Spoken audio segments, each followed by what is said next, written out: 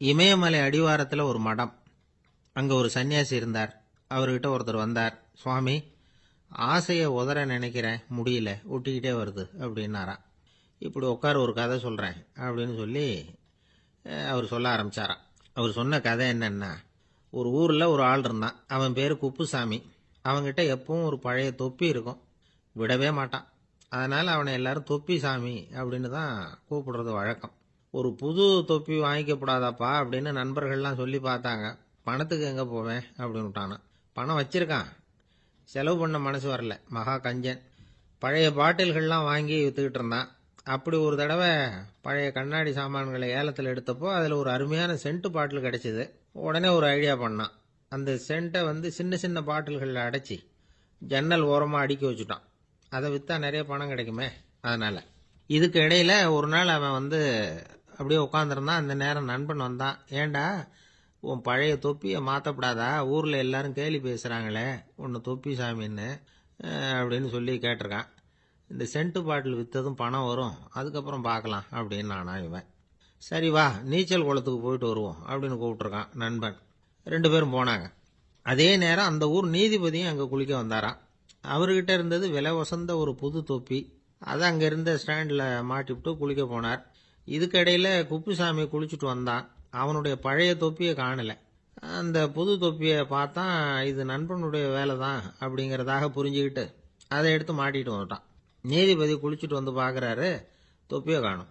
போலீஸில் புகார் கொடுத்தார். அவங்க தேடினாங்க. ஒரு மூலையில் பழைய தொப்பி கிடச்சிது.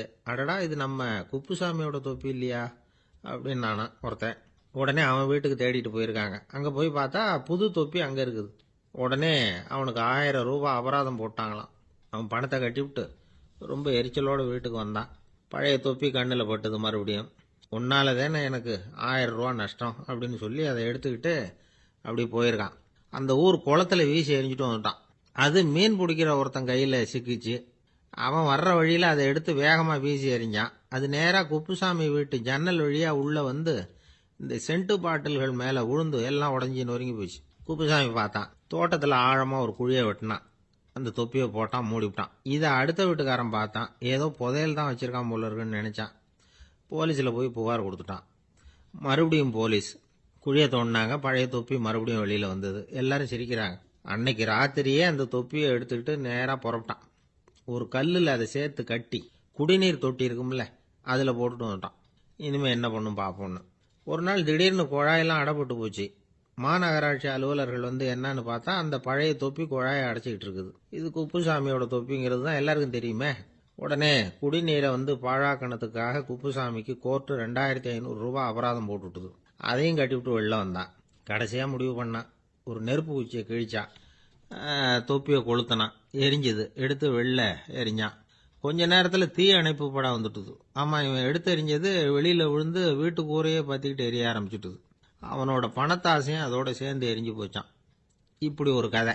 இந்த கதையை சொல்லி முடிச்சார் அந்த இமயமலை அடிவாரத்தில் இருந்த சன்னியாசி. இப்போ அந்த குப்புசாமி எங்கே இருக்கிறான்னு கேட்டார் எதிரில் இருந்தவர். இதோ உன் எதிரிலே இருக்கிறான், நான் தான் அந்த குப்புசாமி அப்படின்னாரான் அந்த சன்னியாசி. அந்த குப்புசாமி கிட்ட இருந்தது மாதிரி ஒரு பழைய தொப்பி நம்ம ஒவ்வொருத்தர்கிட்டையும் உண்டு. அதை எப்படி தொலைக்கிறதுன்னு தெரியாமல் தடுமாறிக்கிட்டு இருக்கிறோம். அது என்ன தொப்பிங்கிறீங்களா? அதுதான் நம்மை சூழ்ந்திருக்கிற மாயை அப்படிங்கிறார் சுவாமி சின்மயானந்தர். மெய்ஞானம் கிடைக்கிறப்போ மாயை எரிஞ்சு போகும் அப்படிங்கிறது அவருடைய கருத்து. நம்மால் ஒருத்தர் வேகமாக ஓடி வந்தார். காலில் மாட்டியிருந்த பழைய செருப்பு 2ஐயும் ஆவேசமாக தூக்கி ஒரு கிணத்துல போட்டுட்டு வெறுங்காலோட நடந்து வந்துகிட்டு இருக்கிறார். ஏன் அப்படி பண்ணீங்க அப்படின்னு கேட்டோம். அந்த செருப்புக்கு சொந்தக்காரன் பின்னாடி வந்துகிட்டு இருக்கிறான், அதனால அப்படி பண்ணேன் அப்படிங்கிறார் இவர். ஏங்க எங்கே போயிட்டு வரீங்க அப்படின்னு கேட்டேன். எனக்கு வேண்டப்பட்ட ஒருத்தரை பார்த்து. ஆஸ்பத்திரிக்குன்னார். எந்த ஆஸ்பத்திரிக்குன்ன? மாட்டு ஆஸ்பத்திரிக்குன்னார். என்ன விஷயம்னு? மாமனாருக்கு உடம்பு சரியில்லை, அதுதான் மாட்டு ஆஸ்பத்திரிக்கு போயிட்டு வரேன்னார். அட பாவி, அதுக்கு அந்த ஆஸ்பத்திரிக்கா போவாங்க அப்படின்னு ஆச்சரியமா. அட அது இல்லைப்பா, முதல்ல எங்கள் குடும்ப டாக்டர் தான் தேடிக்கிட்டு போனேன். அவர் அந்த நேரத்தில் அவர் வளர்க்குற நாய்க்குட்டிக்கு உடம்பு சரியில்லைன்னு சொல்லி அதை தூக்கிக்கிட்டு மாட்டு ஆஸ்பத்திரிக்கு போயிட்டாராம் சொன்னாங்க. அதனால் அங்கே போய் அவரை சந்தித்து விஷயத்தை சொல்லிவிட்டு வர்றேன்னார். அப்புறம் தான் எனக்கு கொஞ்சம் நிம்மதியாக இருந்தது. பொதுவாக நமக்கு தெரிஞ்ச வரையில் டாக்டர்கள் 2 வகை. நமக்கு வைத்தியம் பண்ணுற டாக்டர்கள் ஒரு வகை, நம்மக்கிட்ட இருக்கிற ஆடு மாடு கோழிக்கு வைத்தியம் பண்ணுற டாக்டர்கள் ஒரு வகை. இப்போ தான் எனக்கு தெரியும் இன்னொரு வகையான டாக்டர்களும் உண்டுங்கிறது. அது யாருன்னா பூச்சிகளுக்கு வைத்தியம் பண்ணுற டாக்டர்கள், அதாவது பூச்சி டாக்டர்கள். வெளிநாடுகளில் அப்படிலாம் கூட சில பேர் இருக்கிறாங்க. பிரிட்டனில் யார்க்ஷயர் வட்டாரத்தில் ராதர்ஹாம் அப்படின்னு ஒரு ஊர். அங்கே ஒரு விலங்கியல் மருத்துவர், பேர் டாக்டர் லான்ஸ் ஜெப்சன்.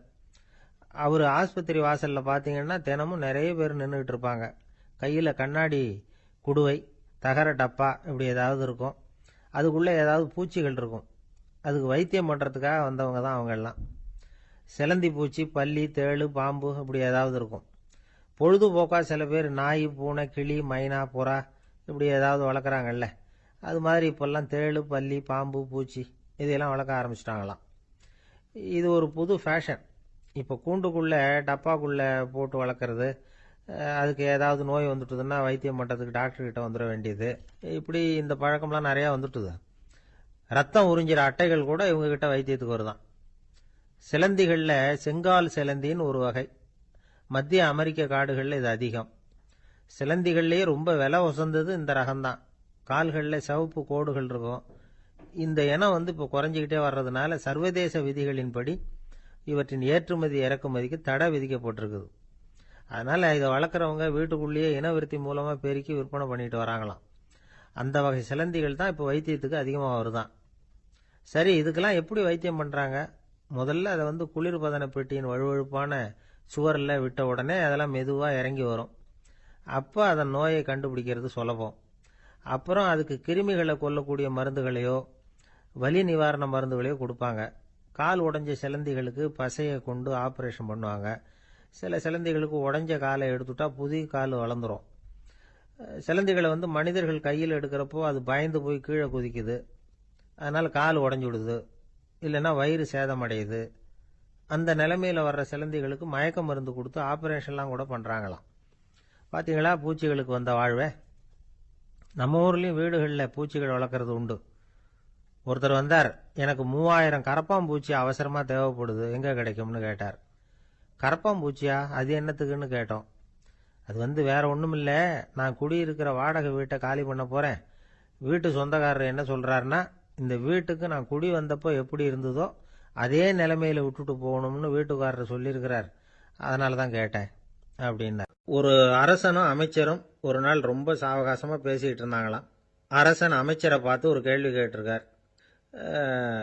ஏங்க அமைச்சரே, ஆசை இல்லாத ஒரு மனுஷனால இருக்க முடியுமா அப்படின்னு. ஏன் முடியாது, துறவி அப்படிங்கிறவங்கெல்லாம் அப்படிப்பட்டவங்க தானே அப்படின்னாராம் அமைச்சர். அவங்கெல்லாம் உண்மையிலேயே ஆசையை விட்டவங்க தானா அப்படின்னு கேட்டாராம் ராஜா. அப்படி தான் இருக்கணும் அப்படின்னாராம் அமைச்சர். அப்படின்னா ஆசையே இல்லாத ஒரு உண்மையான துறவியை நான் பார்க்கணுமேன்னார். அது என்ன பிரமாதம், அதுக்கு நான் ஏற்பாடு பண்ணுறேன் அப்படின்னு விட்டார் இவர். சொல்லிவிட்டு உடனே புறப்பட்டு போனார். அங்கங்கே தேடினார். அப்புறம் தான் அவருக்கு புரிஞ்சுது உண்மை துறவியை கண்டுபிடிக்கிறது எவ்வளவு கஷ்டமான காரியம்னு. இருந்தாலும் ராஜா கிட்ட சொல்லியாச்சே, உண்மை துறவியை காட்டுறேன்னு. இப்போ என்ன பண்ணுறது? ராஜா கிட்ட சொன்னபடி நடக்கலைன்னா அவருக்கு கோபம் வந்துடும். அமைச்சர் ஒரு யோசனை பண்ணார். அவருக்கு ஒரு வழி தெரிஞ்சுது. அதுதான் சரின்னு முடிவு பண்ணார். அதாவது அந்த ஊரில் அவருக்கு தெரிஞ்ச நாடக நடிகர் ஒருத்தர் இருக்கிறார், நல்லா நடிப்பார். அவரை போய் பார்த்தார். இதை பாருப்பா, எனக்காக நீ ஒரு காரியம் செய்யணும்னார். என்னன்னு கேட்டார் அவர். நீ ஒரு துறவி மாதிரி கொஞ்ச நேரத்துக்கு நடிக்கணும். ராஜா உன்னை பார்த்துட்டு போகிற வரைக்கும் நடி, அது போதும். அதுக்காக உனக்கு 10,000 ரூபா தரேன் அப்படின்னார். அவர் எந்த காலத்தில் இவ்வளவு பணத்தை மொத்தமாக பார்த்துருக்கார். அதனால் உடனே சரின்னு ஒத்துக்கிட்டார். அமைச்சர் அரண்மனைக்கு திரும்பி வந்தார். என்ன அமைச்சரே, இன்னுமா ஒரு உண்மையான துறவி கிடைக்கலன்னார். உண்மையான துறவி ஒருத்தரை இப்போ தான் கொஞ்ச நேரத்துக்கு முன்னாடி பார்த்து பேசிவிட்டு வர்றேன். அவர் நம்ம ஊருக்கு வெளியில் குளத்தங்கரையில் உள்ள ஒரு ஆலமரத்துக்கு அடியில் உட்காந்துருக்கிறார் அப்படின்னார் இவர். அப்படின்னா உடனே புறப்படுங்க அப்படின்னார் ராஜா. பரிவாரங்களோடு புறப்பட்டார்.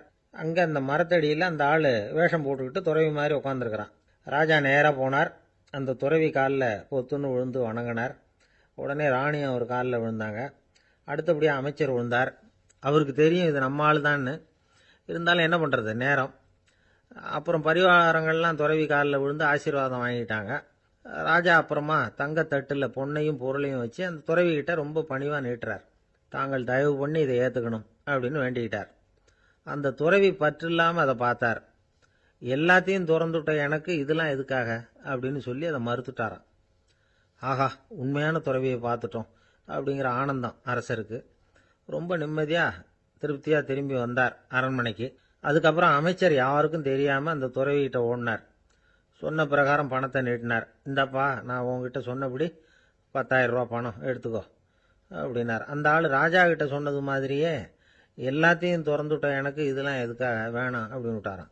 நடித்த வரைக்கும் போதும்ப்பா, இனிமேல் இந்த நாடக வசனம்லாம் வேணாம், வேஷத்தை கலைச்சிரு, பணத்தை வாங்கிக்கோன்னார். இல்லைங்க, இது வேஷம் இல்லை, இது வசனமும் இல்லை, இது உண்மை. கொஞ்ச நேரம் துறவி மாதிரி நடித்ததுக்கே இந்த தேசத்து ராஜா, ராணி, அமைச்சர், பரிவாரங்கள் எல்லாம் என் காலில் விழுந்து வணங்குறாங்க. அப்படின்னா உண்மையான துறவியாக இருக்கிறது எவ்வளவு பெருமையான விஷயம். நான் உண்மையான துறவியாக ஆக போகிறேன், அப்படி முடிவும் பண்ணிட்டேன் அப்படின்னார் அந்த நடிகர். வேஷம் கூட எப்படிப்பட்ட விளைவுகளை உண்டு பண்ணுது பார்த்தீங்களா. நம்மால் ஒருத்தன் ரொம்ப வசதியாக தான் இருந்தான். ஒரு நாள் அவன் சொத்து பூரா திருட்டு போயிட்டுது. அதுக்கப்புறம் இவன் துறவி மாதிரி ஆயிட்டான். ஊர் ஊராக சுற்றினான். ஒரு குருநாதரை தேடி கண்டுபிடிச்சான். அவர்கிட்ட சீடனாக சேர்ந்துக்கிட்டான். அவனை பார்த்து ஒருத்தர் கேட்டார், நீ உண்மையான சீடன் தானான்னு. இல்லைங்க, சீடன் மாதிரி நடிச்சுக்கிட்டு இருக்கிறேன் அப்படின்னா. அது குரு துரோகம் இல்லையா அப்படின்னு கேட்டார் அவர். இல்லைங்க, நான் பண்ணது குரு துரோகம் இல்லை, என் குரு பண்ணது தான் துரோகம். என்னுடைய பணத்தை கொள்ளையடிச்சது இவர் தான்.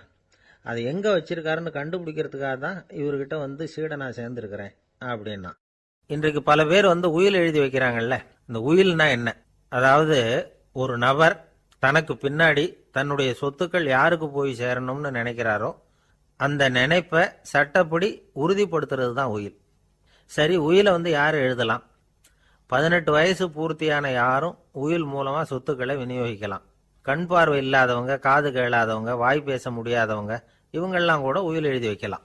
புத்தி சுவாதீனம் இல்லாதவங்க கூட சில சமயம் புத்தி தெளிவாக இருந்தால் உயில் எழுதலாமா. குடிபோதையில் இருக்கிறவங்க, தாங்கள் என்ன செய்கிறோங்கிறது தெளிவாக அறிய முடியாதவங்க, நோய் நொடியில் இருக்கிறவங்க, இவங்கெல்லாம் உயில் எழுத முடியாது. ஒருத்தரை நிர்பந்தப்படுத்தி ஏமாத்தி அல்லது சுய நினைவில்லாத ஒருத்தர்கிட்ட எழுதி வாங்கி வைக்கிற உயில் வந்து செல்லாது.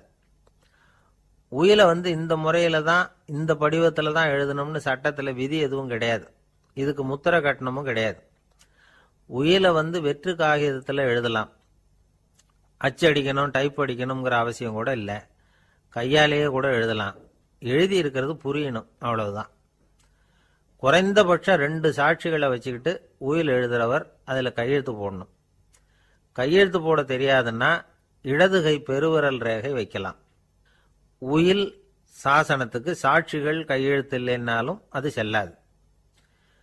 அப்புறம் பிரிவிலேஜ்டு வில் அப்படின்னு இருக்கு. அதுக்கு மட்டும் சாட்சிகள் தேவையில்லை. அது என்னன்னா, இந்த விமானப்படை, கப்பல் படை அல்லது யுத்தத்தில் பணிபுரியும் நபர்கள் அவங்கெல்லாம் இருக்கிறாங்க இல்லையா, அப்படிப்பட்டவங்க எழுதுகிற உயில் அது. அதுக்கு சில விசேஷ சலுகைகள் உண்டு.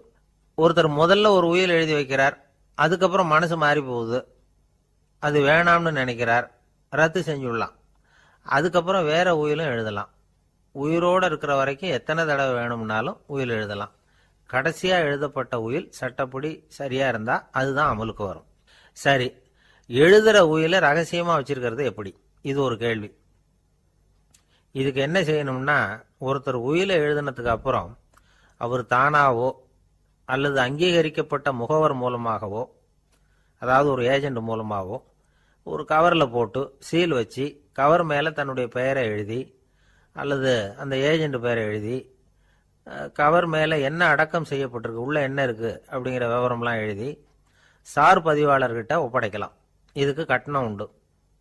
அதுக்கப்புறம் எப்போ தேவைப்படுதோ அப்போ ஒரு மனு கொடுத்து அந்த கவரை திரும்ப வாங்கிக்கலாம். இப்போ எழுதுகிற உயிலை இவ்வளவு நாளுக்குள்ளே பதிவு செய்யணுங்கிற கால வரையறை உண்டா அப்படின்னு ஒரு கேள்வி வரலாம் இல்லையா? எப்போ வேணும்னாலும் பதிவு செய்யலாம். நம்மால் ஒருத்தர் ஒரு நாள் ரொம்ப அவசரமாக வந்தார். இந்த உயில் எழுதுறது சம்பந்தமாக பூரா விவரமாக எனக்கு உடனே தெரியணும்னார். நான் உடனே அவரை வக்கீல் ஒருத்தர்கிட்ட அழைச்சிட்டு போனேன். இவர் அவர்கிட்ட எல்லா விவரமும் கேட்டு தெரிஞ்சுக்கிட்டார். ரொம்ப தேங்க்ஸ்ன்னு சொல்லிவிட்டு 2 பேரும் வெளியில் வந்தோம். அதுக்கப்புறம் இவர்கிட்ட கேட்டேன், ஆமாம் இவ்வளவு விவரமாக கேட்குறீங்களே, உங்களுக்கு எத்தனை பிள்ளைங்க சார் அப்படின்னு கேட்டேன். 6 பேர் சார் அப்படின்னார். சரி, இருக்கிற சொத்து எவ்வளவுன்னு கேட்டேன். அதை இனிமே தான் சம்பாதிக்க போறேன் அப்படின்னார். எதிர்காலத்தை நினைச்சா எனக்கு ரொம்ப பயமா இருக்கு சார் அப்படின்னு சொல்றவங்க நிறைய பேர் இருக்கிறாங்க. அதாவது பயப்படாத மனிதர்கள்னு யாருமே கிடையாது. ஒவ்வொருத்தருக்கும் ஒவ்வொரு விதமான பயம் இருந்தாலும் ஒட்டுமொத்தமா பார்க்கறப்போ மனிதனுக்கு 6 விதமான பய உணர்வுகள் வரலாம் அப்படின்னு பெரியவங்க சொல்றாங்க. எல்லா விதமான பயமும் இந்த 6 வகைக்குள்ள அடக்கம். அந்த 6 வகை பயமும் 6 எதிரிகள் மாதிரியாம். 6 எதிரிகளையும் புரிஞ்சுக்கிட்டோம்னா போதும், வாழ்க்கையில சுலபமா வெற்றி அடைய முடியும். சரி, அந்த 6 வகை பயம் என்னென்ன அப்படின்னு பார்ப்போம். முதல்ல வறுமை பற்றிய பயம், 2வது பழிச்சொல் பற்றிய பயம், 3வது உடல் நலம் பாதிப்பு பற்றிய பயம், 4வது என்னன்னா காதல் தோல்வி, 5வது முதுமை, 6வது மரணம். அதாவது பயப்படுறதுங்கிறது ஒரு மனநிலை தான். இந்த மனநிலையை கட்டுப்படுத்த முடியும், திசை திருப்ப முடியும். சரி, இந்த பயங்களின் அறிகுறிகள் எப்படி இருக்கும்? வறுமை பற்றிய பயம் அப்படின்னு முதல்ல சொன்னோம் இல்லையா, அந்த பயத்தின் அறிகுறிகளை தெரிஞ்சுக்குவோம். எதுலேயும் அக்கறை இல்லாமல் இருக்கிறது, ஒரு குறிக்கோள் இல்லாமல் இருக்கிறது, வறுமையை சகிச்சுக்கிறது, வாழ்க்கையில் கிடைக்கிறது எதுவாக இருந்தாலும் ஆட்சேபனை இல்லாமல் ஏற்றுக்கிறது, மனசாலும் உடம்பாலும் சோர்ந்து போயிருக்கிறது, ஆர்வம், முனைப்பு, கற்பனை திறன் எதுவுமே இல்லாமல் இருக்கிறது. இதெல்லாம் தான் அந்த வறுமை பற்றிய பயத்தின் அறிகுறிகள். அந்த அடுத்தது ஒன்று பார்த்தோமே, பழிச்சொல் பற்றிய பயம். அதாவது அடுத்தவங்க நம்மளை குறை சொல்லி விடுவாங்களோ அப்படிங்கிற பயம். இதுக்கு அறிகுறி என்ன தெரியுமா? புதியவர்களை சந்திக்கிறதுக்கு பயப்படுறது, முடிவு எடுக்க முடியாமல் குழம்புறது, பிரச்சனைகளை தவிர்க்க விரும்புறது, தாழ்வு மனப்பான்மை, வரவுக்கு மீறி செலவு செஞ்சு இமேஜை உயர்த்திக்கிறது, குறிக்கோள் இல்லாத வாழ்க்கை, இதெல்லாம் தான் அதுக்கு அறிகுறிகள். 3வது பயம் உடல் நலம் பாதிப்பு பற்றிய பயம், அதாவது நோய் பற்றிய பயம். ஒரு உண்மை என்ன தெரியுமா? டாக்டரை சந்திக்கிற மனிதர்களில் 75% பேர் தங்களுக்கு நோய் வந்துட்டுதுங்கிற கற்பனையில் இருக்கிறவங்களாம். நிஜமாவே நோய் கிடையாது அவங்களுக்கு. இந்த பயத்தின் அறிகுறிகள் என்னென்னா, வியாதிக்கான அறிகுறிகள் தன்னிடம் இருக்கிறதாக நினச்சிக்கிறது, எந்த நேரமும் வியாதியை பற்றியே பேசி பேசி மனசை அங்கேயே வச்சிருக்கிறது, நோய் சம்பந்தமான செய்திகளை படித்து நமக்கு இப்படி ஆயிடுமோ அப்படின்னு வேதனைப்படுறது, இதெல்லாம் தான் அதுக்கு அறிகுறிகள்.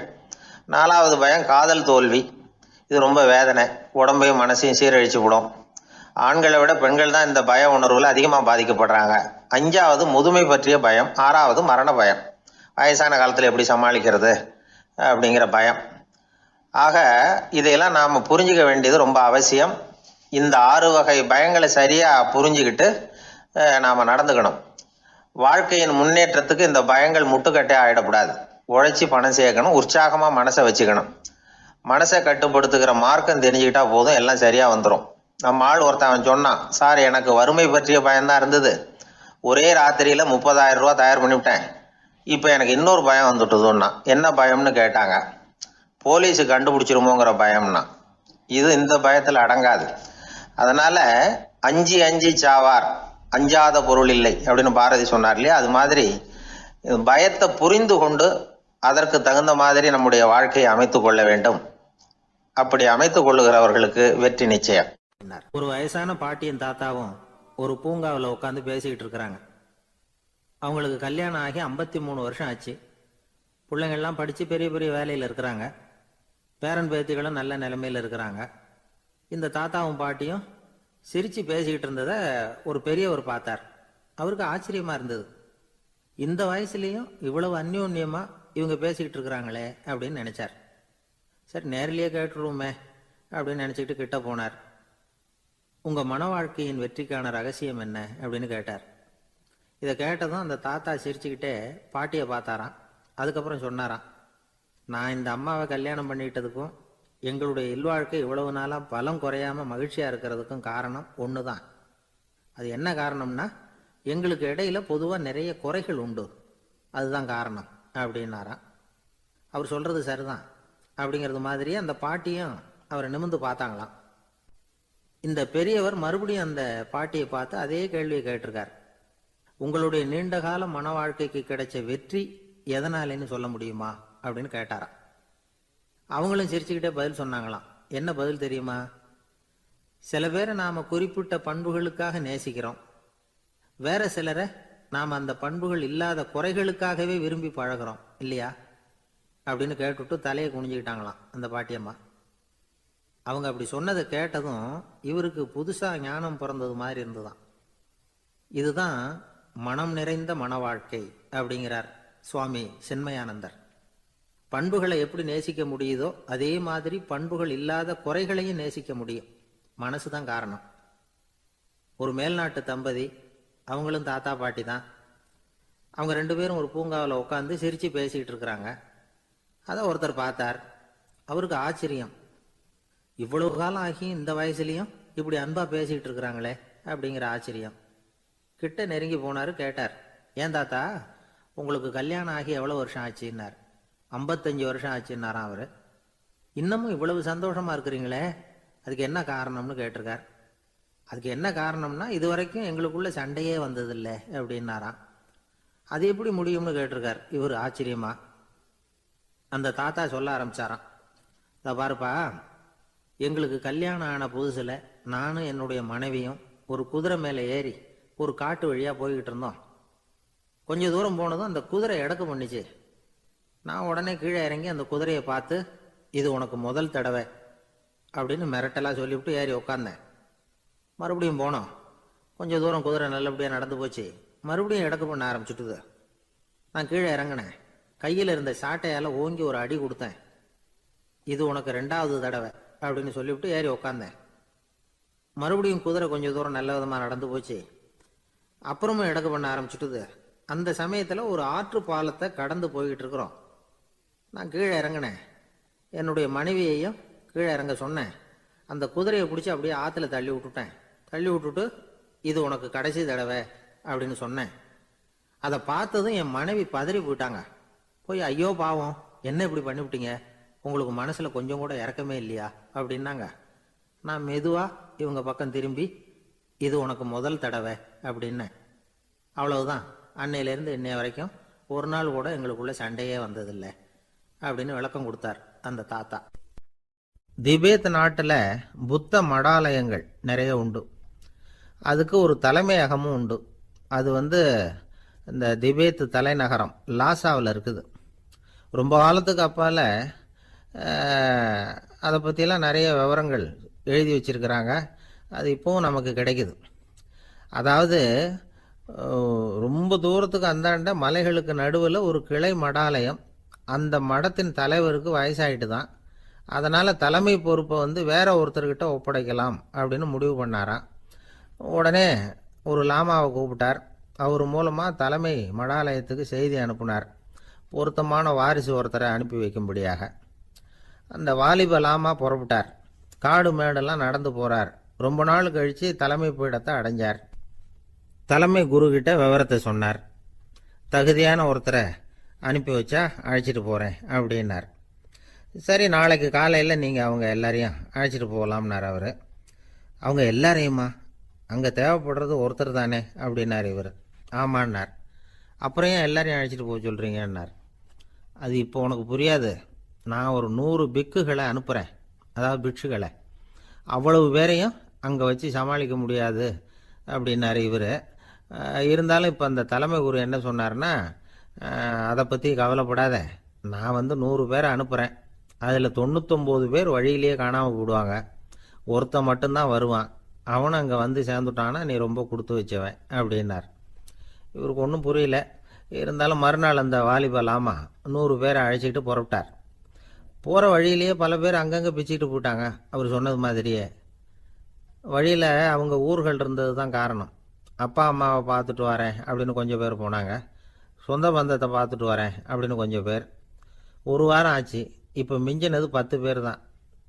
வழியில் ஒரு நகரம். அங்கே சில பிட்சுக்கள் சந்தித்தாங்க. எங்கள் மடத்து தலைவர் இறந்துட்டார், உங்களில் யாராவது ஒருத்தர் எங்களுக்கு தலைவராக முடியுமா அப்படின்னு கேட்டாங்க. 10 பேரும் தயார். அதில் ஒருத்தரை அழைச்சிட்டு அவங்க போயிட்டாங்க. இன்னொரு ஊரில் சில பேர் வந்தாங்க, வழி மறிச்சாங்க. நில்லுங்க, எங்கள் மன்னர் மகளுக்கு திருமணம், அதை நடத்தி வைக்க 3 லாமாக்கள் தேவை அப்படின்னாங்க. இப்படி கொஞ்சம் கொஞ்சமாக எல்லாரும் காலி. கடைசியில் 2 பேரும் மிஞ்சினாங்க. அங்கே ஒரு இளம்பெண் எதிரில் வந்தா. எங்கள் அப்பா வேட்டைக்கு போயிருக்கிறாரு, இன்னும் திரும்பி வரல வீட்டில் வேற யாரும் இல்லை, தனியாக இருக்க பயமாக இருக்கு, யாராவது ஒருத்தர் எனக்கு துணையாக இருக்கணும் அப்படின்னு கேட்டுக்கிட்டா. எங்கள் 2 பேரில் நீயே ஒருத்தரை தேர்ந்தெடுத்துக்கோ, இல்லைன்னா எங்களுக்குள்ளே சண்டை வந்துடும் அப்படின்னாங்க. இப்போ மிஞ்சினவர் ஒருத்தர், அவருக்கும் ஒரு சோதனை வந்தது. ஒரு தர்க்கவாதி எதிரில் வந்தான், உன்னோட வாதம் பண்ணணும்னா. இவனோட வாதம் பண்ணுறேன், அது முடிய ரொம்ப காலம் ஆகலாம், தர்க்கத்தில் நான் ஜெயிச்சா அங்கே வரேன், இல்லைன்னா இவருடைய சீடனை ஆயிடுவேன் அப்படின்னார் அவர். கடைசியாக அழைக்க வந்த வாலிபலாமா மட்டும் வெறும் கையோடு திரும்பி போனார். அங்கே இருந்த வயசான மடாதிபதி கேட்டார், எத்தனை பேர் அங்கேருந்து புறப்பட்டீங்கன்னார். என்னையும் சேர்த்து 101ன்னார் அவர். நல்லது, நீயாவது திரும்பி வந்திய, அதுதான் எனக்கு போதும், ஏன்னா நீ தான் எனக்கு உண்மையான வாரிசு, அந்த 100 பேரில் யாரும் வரமாட்டாங்க அப்படின்னார் அவர். ஏன்னா அவருக்கு தெரியும் இவர் ஒருத்தர் தான் திரும்பி வருவாருங்கிறது. திபேத்தில் ஒரு பழங்கால பழமொழி உண்டாம், 100 பேர் செல்லலாம், எப்பொழுதாவது ஒருவன் அபூர்வமாக அடைய வேண்டிய இடத்தை அடைவான். இதுதான் அந்த பழமொழி. ஒரு உன்னதமான இலக்கை அடையணும்னா அது அவ்வளவு சுலபமான காரியம் இல்லை. இந்த காலத்து மடாலயம் ஒன்று, அதில் ஒரு தலைவர், அவருக்கு வயசாயிட்டுது, தனக்கு ஒரு வாரிசை நியமிக்கணும் அப்படின்னு ஆசைப்பட்டார். ரொம்ப கஷ்டப்பட்டு ஒருத்தரை பிடிச்சார், தனக்கு வாரிசாக நியமிச்சுட்டு அவர் சமாதி ஆயிட்டார். புதுசாக பொறுப்பேற்றுக்கிட்டவர் அப்படியே உட்காந்துருந்தார். அவரை தேடிட்டு பத்திரிகை நிருபர்கள்லாம் வந்தாங்க, கேட்டாங்க. அவர் உங்கள் பொறுப்பில் அவர் பெரியவர் விட்டுட்டு போன இது எவ்வளவு சுமாராக தேரும், எவ்வளவு விட்டுட்டு போனார் அப்படின்னு கேட்டிருக்கிறாங்க. அது என்ன ஒரு 50 லட்சம் இருக்கும் அப்படின்னாராம். அவ்வளவும் பணமா அப்படின்னு கேட்டிருக்காங்க. இல்லைங்க, கடன் அப்படின்னாராம் இவர்.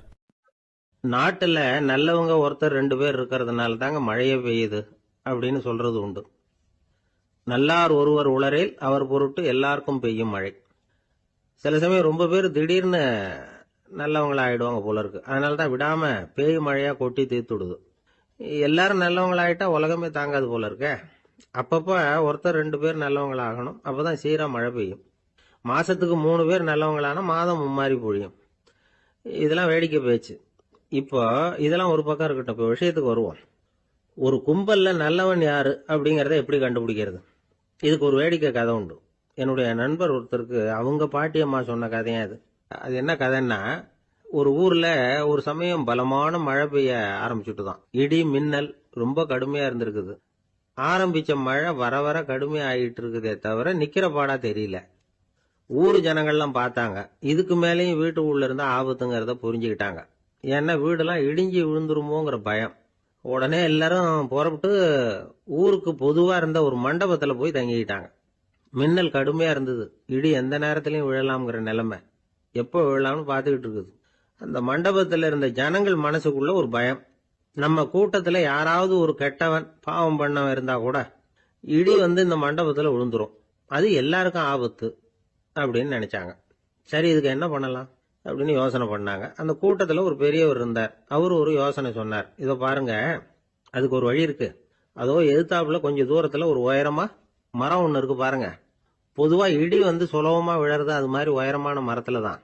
நம்ம கூட்டத்துல இருக்கிறவங்க எல்லாரும் ஒவ்வொருத்தரா போய் அந்த மரத்தை தொட்டுவிட்டு திரும்பி வந்துடணும். நம்மள பாவம் பண்ணவன் யாரோ அவன் அந்த மரத்தை தொடுற சமயத்துல இடி விழுந்துரும், அவன் மட்டும் போயிடுவான், மண்டபத்துல இருக்கிற நாமெல்லாம் பொழைச்சிக்கலாம் அப்படின்னு ஐடியா கொடுத்தாரு அந்த பெரியவர். இது நல்ல யோசனையா பட்டது. எல்லாரும் ஒத்துக்கிட்டாங்க. ஒவ்வொருத்தரா போய் அந்த மரத்தை தொட்டு விட்டு திரும்பி வந்தாங்க. இடி எதுவும் விழல. இன்னமும் பாவம் பண்ண ஆசாமி அதை போய் தொடல போல இருக்கு அப்படின்னு நினைச்சுக்கிட்டாங்க. ஒவ்வொருத்தரா போறாங்க, எல்லாரும் போய் தொட்டு விட்டு வந்தாச்சு. இன்னும் ஒரே ஒரு ஆசாமி தான் பாக்கி. கடைசியா இருந்த அந்த ஆள் பயந்துட்டான். இது வரைக்கும் இடி விழலைன்னா இப்ப என்ன அர்த்தம்? இப்ப நாம தான் பாக்கி, நாம தான் தப்பு பண்ண ஆள் போல இருக்கு அப்படின்னு நினைச்சுட்டான். அதனால துணிச்சலா போய் தொடறதுக்கு பயந்தான், தயங்கிக்கிட்டே இருந்தான். இருந்தாலும் மற்றவங்க எல்லாம் சும்மா இருப்பாங்களா, கட்டாயப்படுத்தி கழுத்தை பிடிச்சி தள்ளாத குறையா அவனை தள்ளி விட்டாங்க, போய் தொட்டுட்டு வாடான்னு. அவன் நடுங்கிட்டே போய் அந்த மரத்தை தொட்டான். அதே வினாடி ஒரு பயங்கரமான மின்னல் இடி விழுந்துட்டுது.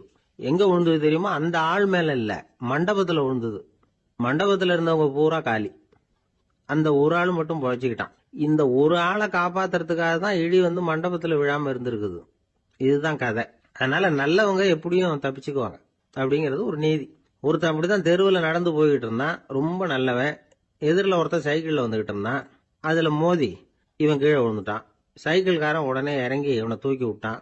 இவன் எழுந்திரிச்சு அவனை முறைச்சி பார்த்தான். அப்படி பார்க்காதீங்க சார், நீங்கள் ரொம்ப புண்ணியம் பண்ணியிருக்கீங்க, அதுதான் இப்போ வந்து சைக்கிளில் மோதிக்கிட்டீங்க அப்படின்றான்.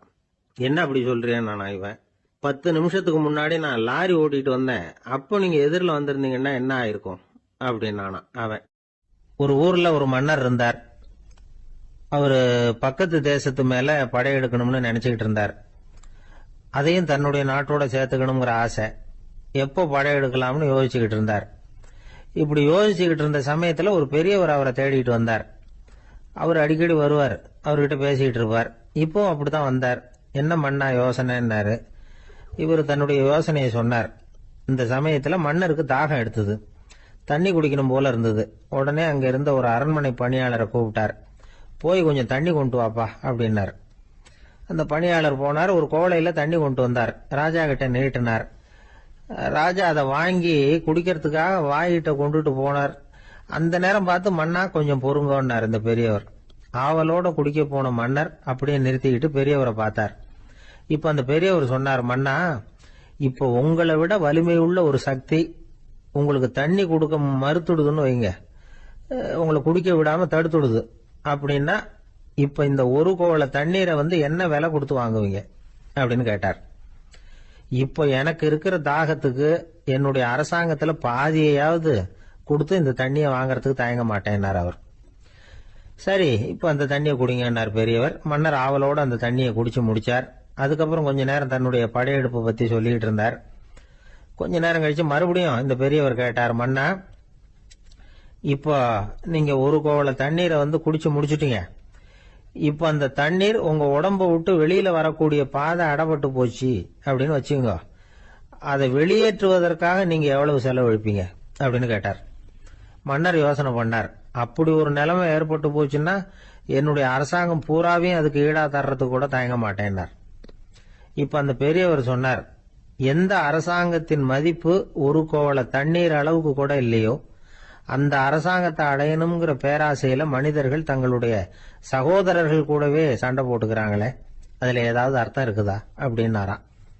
மன்னருக்கு இப்பதான் அர்த்தம் புரிஞ்சுதான். மனசுல தெளிவு உண்டாச்சு. தன் மனசுக்குள்ள உண்டான வெறிய விரட்டி அடிச்சு விட்டார். அதுக்கப்புறம் நிம்மதியா ஆட்சி புரிஞ்சார். இப்படி ஒரு கதை. உயிருக்கு என்ன விலை கொஞ்சம் யோசனை பண்ணி பாருங்க. ஆனா அது இப்ப எவ்வளவு மலிவா போயிட்டுது, அதையும் யோசனை பண்ணி பாருங்களேன். ஆசை வந்து பேராசையா மாறுது, அப்புறம் அது வெறியா ஆகுது, அதுக்கப்புறம் பைத்தியம் முடியுது. இந்த காலத்து மனிதர்களுக்கு 2 விதமான பைத்தியம் பிடிச்சிருக்கிறதாக ஒரு பெரியவர் சொல்றார். ஒன்னு பணம், இன்னொன்னு அதிகாரம். இதெல்லாம் எவ்வளவு காலத்துக்கு நீடிக்கும்? ஒரு சர்வாதிகார நாட்டுல 3 பேர் ஜெயில இருட்டு அறையில பேசிக்கிட்டு இருக்கிறாங்க. நீ எப்படி இந்த ஜெயிலுக்கு வந்த அப்படின்னு ஒருத்தர் கேட்டாராம். இந்த நாட்டு ராஜாவை ஆதரிச்சு நான் பிரச்சாரம் பண்ணினேன், அதனால கூட்டத்துல தகராறு வந்துட்டுது, கலவரமா போச்சு, அதுக்கு நான் தான் காரணம்னு அரெஸ்ட் பண்ணி இங்க கொண்டாந்து போட்டாங்க அப்படின்னாராம் அவரு. சரி, நீ எப்படி இங்க வந்த அப்படின்னு இன்னொருத்தரை பார்த்து கேட்டிருக்கார். நான் இந்த நாட்டு ராஜாவை எதிர்த்து பிரச்சாரம் பண்ணேன், அதனால கலவரம், அரெஸ்ட் பண்ணி கொண்டாந்து போட்டாங்கன்னார். சரிப்பா, நீ எப்படி அங்க வந்த அப்படின்னு 3வது ஆளை பார்த்து இவங்க கேட்டாங்களாம். இதுக்கு அந்த ஆள் மெதுவா வெளிச்சத்துக்கு வந்து, நான் தான் இந்த நாட்டு ராஜா அப்படின்னா. ஒரு ஊர்ல ஒருத்தர் இருந்தார், ரொம்ப நல்லவர். யாருக்காவது ஏதாவது கொடுத்துக்கிட்டே இருப்பார், கொடையாளி. தினமும் யாராவது ஒருத்தருக்கு ஏதாவது கொடுக்கலன்னா அவருக்கு தூக்கம் வராது, அப்படி ஒரு பழக்கம். அது மட்டும் இல்லை, அவர் கொடுக்கறது அடுத்தவங்களுக்கு தெரியாது, அவ்வளவு ரகசியமா அதை கொடுப்பார். வலது கை கொடுக்கறது இடது கைக்கு தெரியக்கூடாதுன்னு சொல்லுவாங்கல்ல, அது மாதிரி அவர். ஒரு நாள் ராத்திரி அவர் ஏற்கனவே தயாராக கட்டி வச்சிருந்த பணம் முடிச்ச கையில் எடுத்துக்கிட்டு வீட்டை விட்டு வெளியில வந்தார்.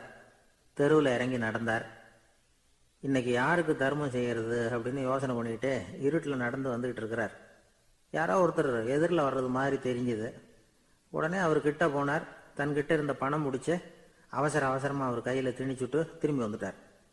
அப்பாடா, ஒரு வழியா யாருக்கும் தெரியாம இன்னைக்கு தர்மம் பண்ணியாச்சு அப்படிங்கிற மகிழ்ச்சி, மன நிறைவு அவர் முகத்துல. நிம்மதியா தூங்கினார். அப்புறம் எழுந்திரிச்சார். மறுநாள் காலையில ஊரு பூரா ஒரே பேச்சு. என்ன பேச்சுன்னா, நேற்று ராத்திரி ஒரு திருடன் கையில யாரோ பணத்தை கொடுத்துட்டு போயிருக்கிறாங்க அப்படின்னு எல்லாரும் பேசிக்கிட்டு இருக்கிறாங்க. இதை கேள்விப்பட்டதும் அந்த பெரியவருக்கு ரொம்ப வருத்தமா போச்சு.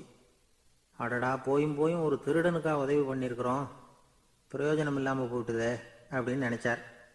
சரி, இன்னைக்கும் யாருக்காவது உதவி பண்ணணும் அப்படின்னு முடிவு பண்ணினார். ராத்திரி நேரம் வந்தது. இவர் வழக்கம் போல் தெருவில் இறங்கி நடந்தார். கையில் பணம் முடிச்சு. எதிரில் ஒரு பொன் உருவம் மங்கலாக தெரிஞ்சது. இவர் உடனே அந்த பெண்கிட்ட பணத்தை கொடுத்துட்டு திருப்தியாக திரும்பி வந்துட்டார். மறுநாள் காலையில் ஊர் பூரா என்ன பேசிக்கிட்டாங்க தெரியுமா?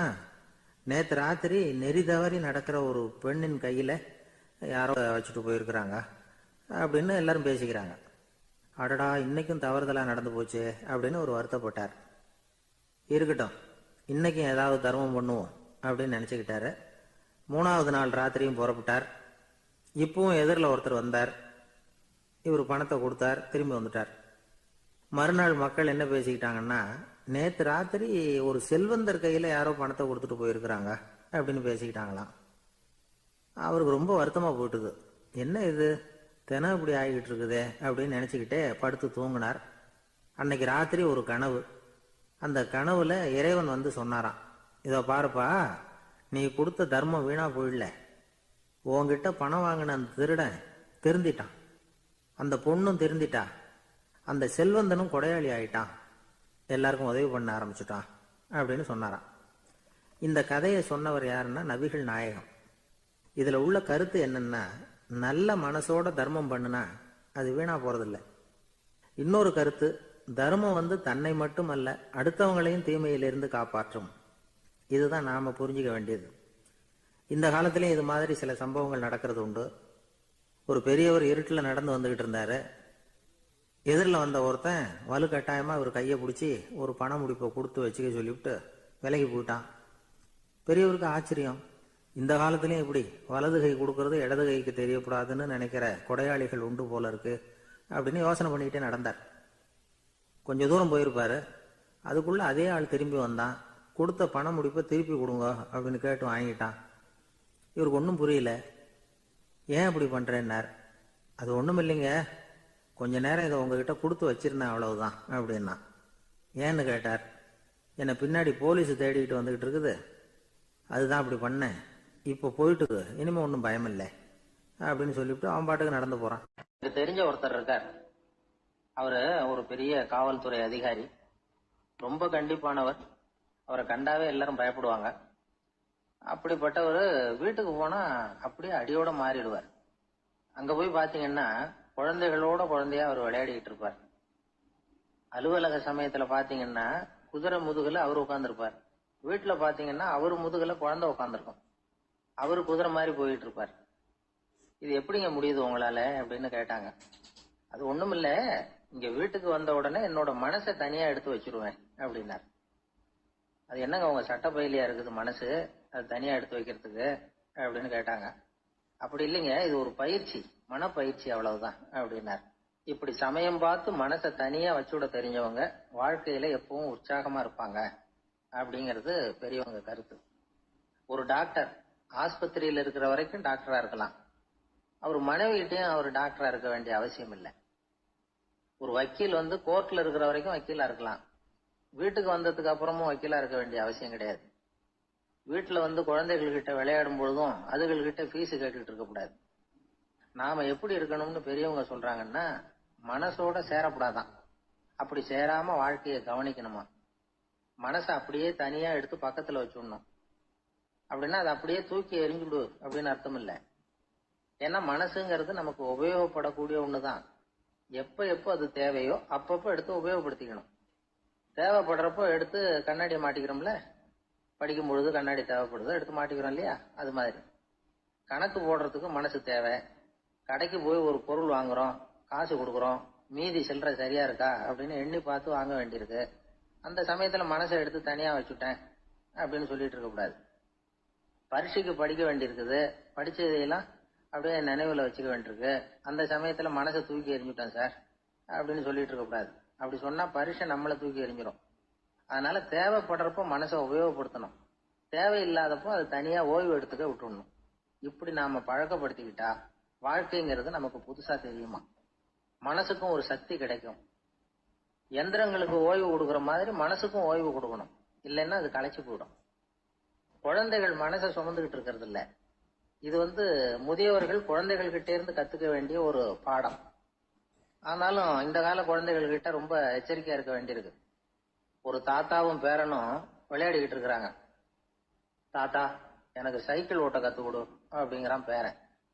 சைக்கிள் உயரம் கூட இல்ல, அதுக்குள்ள சைக்கிள் ஓட்டணுமா அப்படின்னாரு தாத்தா. ஏன் தாத்தா, ரயில் ஓட்டுறாரு, அவர் என்ன ரயில் நீளமா இருக்கார் அப்படின்னு கேட்டானா அந்த பையன். ஒரு ஊர்ல ஒரு பெரிய செல்வந்தர் இருந்தார். பணத்துக்கு பஞ்சம் இல்லை. அதனால இந்த உலகத்துல முடியாத காரியம் எதுவும் இல்லைன்னு நினைச்சார். பணம் இருந்தாலே அந்த நினைப்பு தானா வந்துடும். அதனால இவரும் அப்படி நினைச்சதுல ஒன்றும் தப்பு இல்லை. அந்த ஊருக்கு குருநானக் ஒரு தடவை வந்தார். அவருக்கு இந்த செல்வந்தர் ரொம்ப பிரமாதமா ஒரு வரவேற்பு கொடுத்தார். ஊர் எல்லையிலேயே எங்க வீட்டுக்கு விருந்து சாப்பிட்டுட்டு போகணும்னு கேட்டுக்கிட்டார். அவரும் சரின்னு ஒத்துக்கிட்டார். உடனே தன்னுடைய பங்களாவில் ஒரு பெரிய விருந்துக்கு ஏற்பாடு பண்ணார்.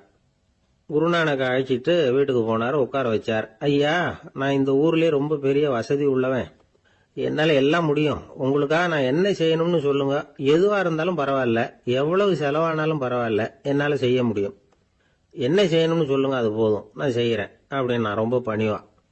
இதை கேட்டதும் குருநானக் சிந்திச்சார் கொஞ்ச நேரம்.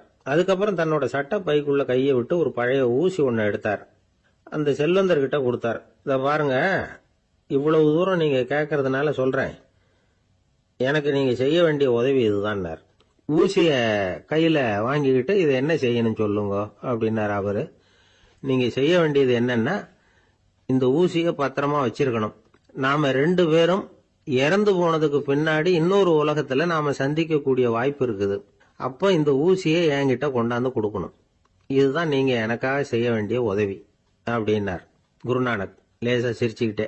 இதை கேட்ட உடனே இந்த பெரியவர் முழிக்க ஆரம்பிச்சிட்டார். அது எப்படிங்க, நான் சாகிறப்ப எப்படி இந்த ஊசியை எடுத்துக்கிட்டு இன்னொரு உலகத்துக்கு வர முடியும்னார்.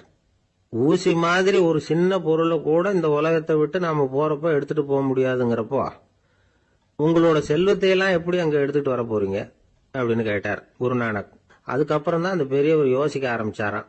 குருநானக் சொல்றார், இதை பாருங்க, நாம செய்யற நல்லது கெட்டது தான் கடைசி வரைக்கும் நம்ம கூட இருக்கும். அடுத்தவங்க நல்லா இருக்கணுங்கிறதுக்காக பொருளை செலவு செய்யணும். அப்படி செய்யலைன்னா எந்த பிரயோஜனமும் இல்லை அப்படின்னார். அதுக்கப்புறம் தான் அந்த செல்வந்தரின் அறிவு கண் திறந்துதான். உடனே குருநானக்க வணங்கினார். ஐயா, என்கிட்ட இருந்த ஆணவம் போயிட்டுது. இனிமே என்கிட்ட இருக்கிற செல்வத்தை நல்ல வழியில செலவழிப்பேன் அப்படின்னாராம். நம்ம கிட்ட இருக்கிற பணம் எப்பவும் நம்ம கூடவே வந்துகிட்டு இருக்காதுங்கிறதுக்கு இது ஒரு உதாரணம். அதுக்காக நாம பணம் சேர்க்கறத பத்தி கவலைப்பட வேண்டியதில்லை, பேசாம படுத்து தூங்கிட்டு இருந்தா போதும் அப்படின்னு இதுக்கு அர்த்தம் பண்ணிக்கப்படாது. முறையான வழியில பணம் சேர்க்கணும், அதை முறையான வழியில செலவு பண்ணணும். அதனால ஏற்படக்கூடிய மன நிறைவு இருக்கு பாருங்க, அது அனுபவிச்சவங்களுக்கு தான் தெரியும். சொர்க்கத்துக்கு போறவங்க இங்க இருந்து பணத்தை எடுத்துட்டு போக முடியாது. ஆனா நம்ம செல்வத்தை இங்க மத்தவங்களுக்கு பயன்பட செய்து அதனால ஏற்படுற புண்ணியம் இருக்கு பாருங்க, அதை எடுத்துட்டு போக முடியுமா. இதுதான் ஆன்மீகவாதிகள்லாம் சொல்ற கருத்து. ஜான் நியூட்டன் ஒருத்தர், அவரு சொன்னார், நான் எப்பவாவது சொர்க்கத்துக்கு போய் சேர்ந்தேன்னா அங்க 3 அதிசயங்களை பார்ப்பேன்னார். என்னன்னு கேட்டாங்க. நான் யார் யாரு இருக்க மாட்டாங்கன்னு நினைச்சுக்கிட்டு இருந்தானோ அவங்கள சில பேர் அங்க இருப்பாங்க, அது ஒரு பெரிய அதிசயம்னார். சரி, அடுத்தது என்ன? 2வது அதிசயம் என்னன்னா, அங்க இருப்பாங்கன்னு நான் எதிர்பார்த்த சில பேர் அங்க இருக்க மாட்டாங்க அப்படின்னார். சரி, 3வது பெரிய ஆச்சரியம் என்ன அப்படின்னா, நான் அங்க இருக்க பாருங்க, அதுதான் அந்த 3வது அதிசயம் அப்படின்னாராம்.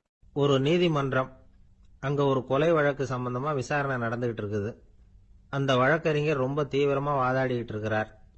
தன்னுடைய கட்சிக்காரர் நிரபராதிங்கிறது அவருக்கு நல்லா தெரியும். அதனாலதான் அவர் சார்பா வாதாடுறதுக்கே ஒத்துக்கிட்டார். அப்படி அவர் மும்முரமா வாதாடிக்கிட்டு இருக்கிற சமயத்துல அவசரமா தந்தி ஒண்ணு சேர்ந்தது. அதை வாங்கி படிச்சு பார்த்தார். அதுக்கப்புறம் அதை மடிச்சு தன்னுடைய கோட்டு பையில வச்சுக்கிட்டு தொடர்ந்து வாதாட ஆரம்பிச்சிட்டார். பேசி முடிச்சாரு. அதுக்கப்புறம் அங்க கோர்ட்ல இருந்த சக வக்கீல்கள் அவர்கிட்ட வந்தாங்க. தந்தி ஒண்ணு வந்ததே, என்ன விஷயம் அப்படின்னு விசாரிச்சாங்களாம். அப்போ அவர் சொல்லியிருக்கிறார், ஊர்ல சிகிச்சைக்காக போயிருந்த என்னுடைய மனைவி இறந்து போனதா தந்தி வந்திருக்குது அப்படின்னாராம்.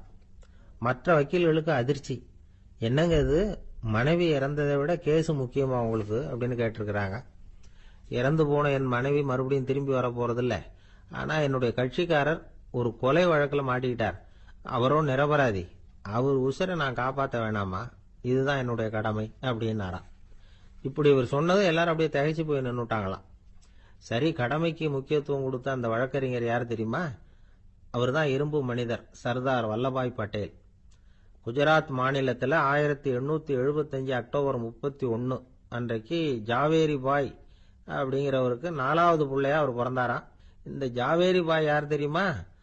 ஜான்சி ராணி லட்சுமி பாய் போர் படையில ஒரு வீரரா பணிபுரிஞ்சவர். இளம் வயசுல வல்லபாய் படேல் ரொம்ப சிரமப்பட்டு படிச்சிருக்கார். விடாமுயற்சி வெற்றியை கொடுத்தது. கல்லூரியிலையும் காலடி வச்சார். அதுக்கப்புறம் வக்கீல் பட்டத்தையும் வாங்கினார். பிரிட்டிஷ் ஆட்சி நடந்துகிட்டு இருந்த சமயம் குஜராத்தை சேர்ந்த பர்டோலி தாலுகாவில் விவசாயிகள் மேல அரசாங்கம் திடீர்னு நில வரியை வசதி விட்டுதான்.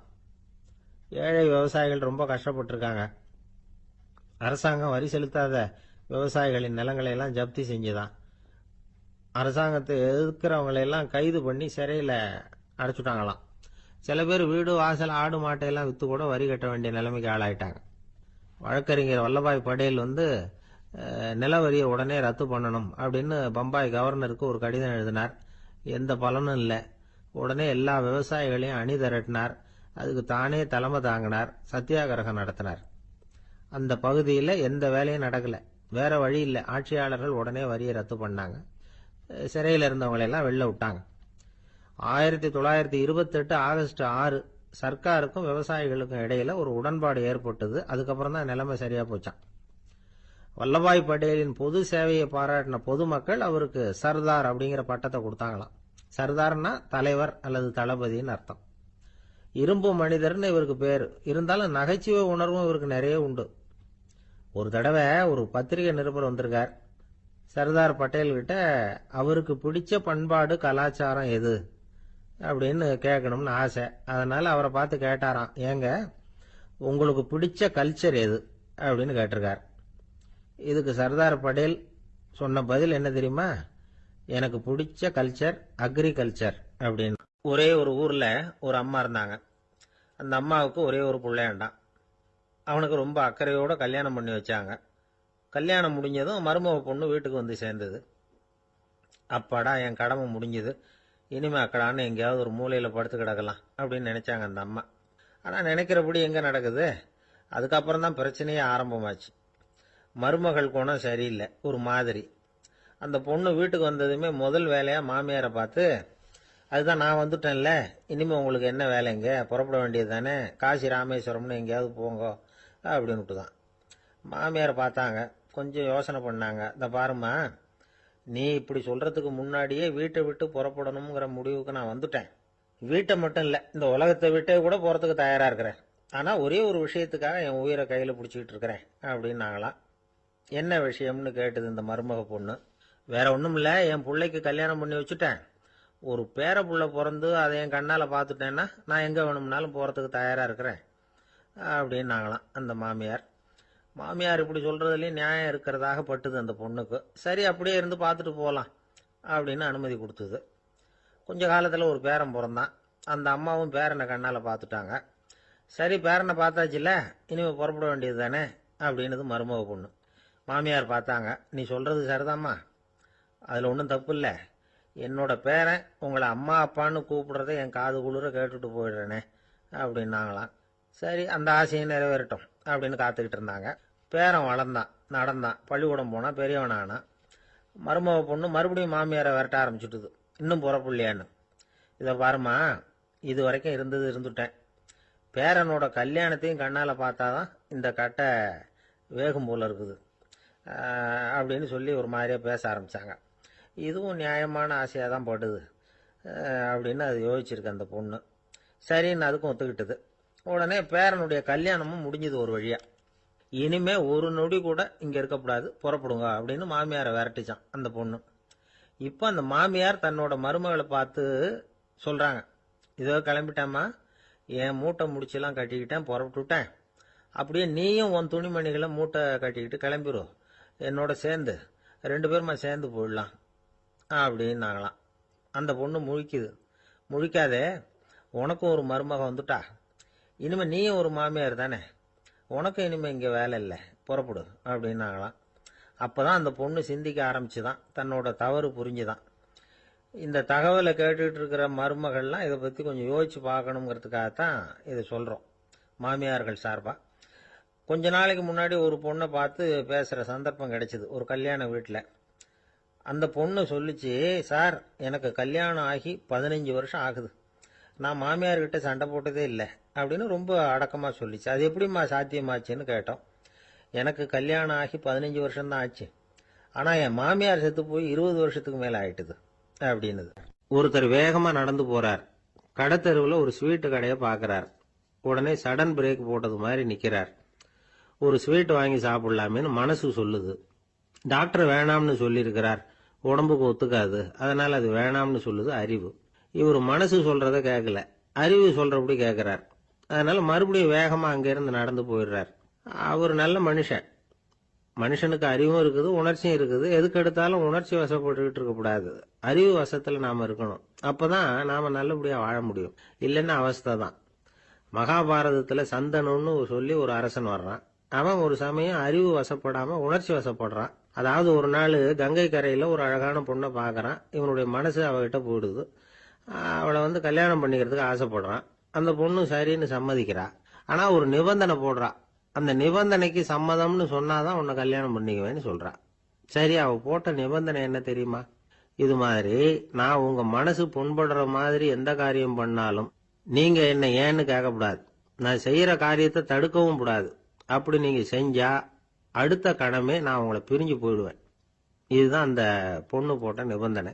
சந்தன அரசன் இந்த நிபந்தனையை ஒத்துக்கலாமா? இதை அறிவுபூர்வமா யோசிச்சிருந்தா இதுக்கு கட்டுப்பட்டுருக்க மாட்டான். இந்த நிபந்தனைக்கு நான் சம்மதிக்க மாட்டேன்னு தான் சொல்லியிருக்கணும். ஆனால் அவன் அந்த நேரத்தில் உணர்ச்சி வசத்தில் இருந்தான். அதனால நீ என்ன சொன்னாலும் சரின்னு ஒத்துக்கிட்டான். அப்புறம் கல்யாணம் பண்ணிக்கிட்டான். இதனால என்ன ஆச்சு?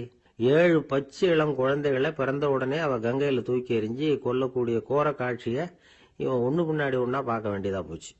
கடைசியில் 8வது குழந்தை பிறந்ததுன்னு தான் அவனுடைய அறிவு மேலோங்குது. அந்த கொடிய செயலை தடுத்து நிறுத்துறான். அந்த 8வது குழந்தை தான் பின்னாடி பீஷ்மர் ஆகிறார்.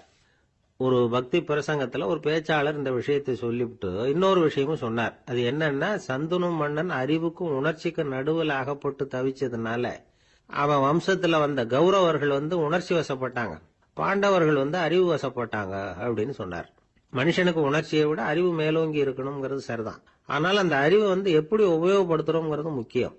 ஒருத்தர் சொன்னார், சார் இன்னைக்கு கோயம்புத்தூர்ல ஒரு கல்யாணம், அதுக்கு நான் போக முடியலேன்னு நினைக்கும் பொழுது மனசுக்கு ரொம்ப வருத்தமா இருக்குது சார் அப்படின்னார்.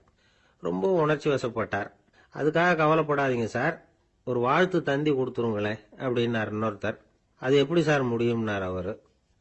நான் தானே சார் கல்யாண மாப்பிள்ளை அப்படிங்கிறார் அந்த ஆள். கொஞ்சம் தூரத்தில் நாம் நிற்கிறோம். எட்டத்தில் இருந்துக்கிட்டு அவரை கவனிக்கிறோம். அவர் ஃபோனில் பேசுகிறத, அவர் பேசுகிற வார்த்தைகள் என்ன அப்படிங்கிறது நம்ம காதில் விழலை. ஆனாலும் அவர் பேசிக்கிட்டு இருக்கிறது நல்ல செய்தியா கெட்ட செய்தியா அப்படிங்கிறத நம்மால் யூகிக்க முடியும். மகிழ்ச்சியான செய்தியை பேசும்போது முகம் மலருது, புன்னகை பூக்குது. இதில் ஒன்று நீங்கள் கவனிக்கணும். தொலைபேசியில் நாம் பேசுகிறப்போ நம்மோட பேசுகிறவர் எதிரில் இல்லை. அவர் தொலைபேசி வழியாக நம்ம குரலை மட்டும்தான் கேட்க போகிறார். நம்ம முகத்தை அவர் பார்க்க போகிறதில்ல. அப்படி இருந்தும் அப்போ நம்ம முகம் ஏன் மலரணும் அப்படின்னா, இதுதான் உடல் மொழி, பாடி லாங்குவேஜ் அப்படின்னு சொல்கிறாங்க. நம்ம அறியாமலேயே நம்ம உடம்பு செய்திகளை தெரிவிக்குது பாருங்க, அதுதான் உடல் மொழி. ஒரு மனிதர் தொலைபேசியில் பேசிக்கிட்டு இருக்கிறத நீங்கள் தூரத்திலிருந்து கவனிச்சுக்கிட்டே அவர் நண்பரோட பேசுகிறாரா, மனைவியோட பேசுகிறாரா, குழந்தையோட பேசுகிறாரா, இல்லை மேலதிகாரிகிட்ட பேசுகிறாரா, அல்லது அவருக்கு கீழே பணிபுரிகிறவர்கள்கிட்ட பேசுகிறாரா அப்படிங்கிறத கண்டுபிடிக்கலாம். அதுக்கு காரணம் அவருடைய உடல் மொழி. இந்த உடல் மொழி கூட நம்ம வாழ்க்கையின் முன்னேற்றத்துக்கு பயன்படும். இதை பற்றியெல்லாம் கூட சில நிபுணர்கள் ஆராய்ச்சி பண்ணி பார்த்துருக்குறாங்க. அவங்க சில விவரங்களை சொல்கிறாங்க. குறிப்பாக ஒருத்தர் தன்னுடைய நாற்காலியில் கிட்டத்தட்ட படுத்துக்காத குறையா உட்காந்துருக்கிறாருன்னு வச்சுங்க. எதிர இருக்கிறவர் பேசுறது அவருக்கு பிடிக்கலன்னு அர்த்தமா.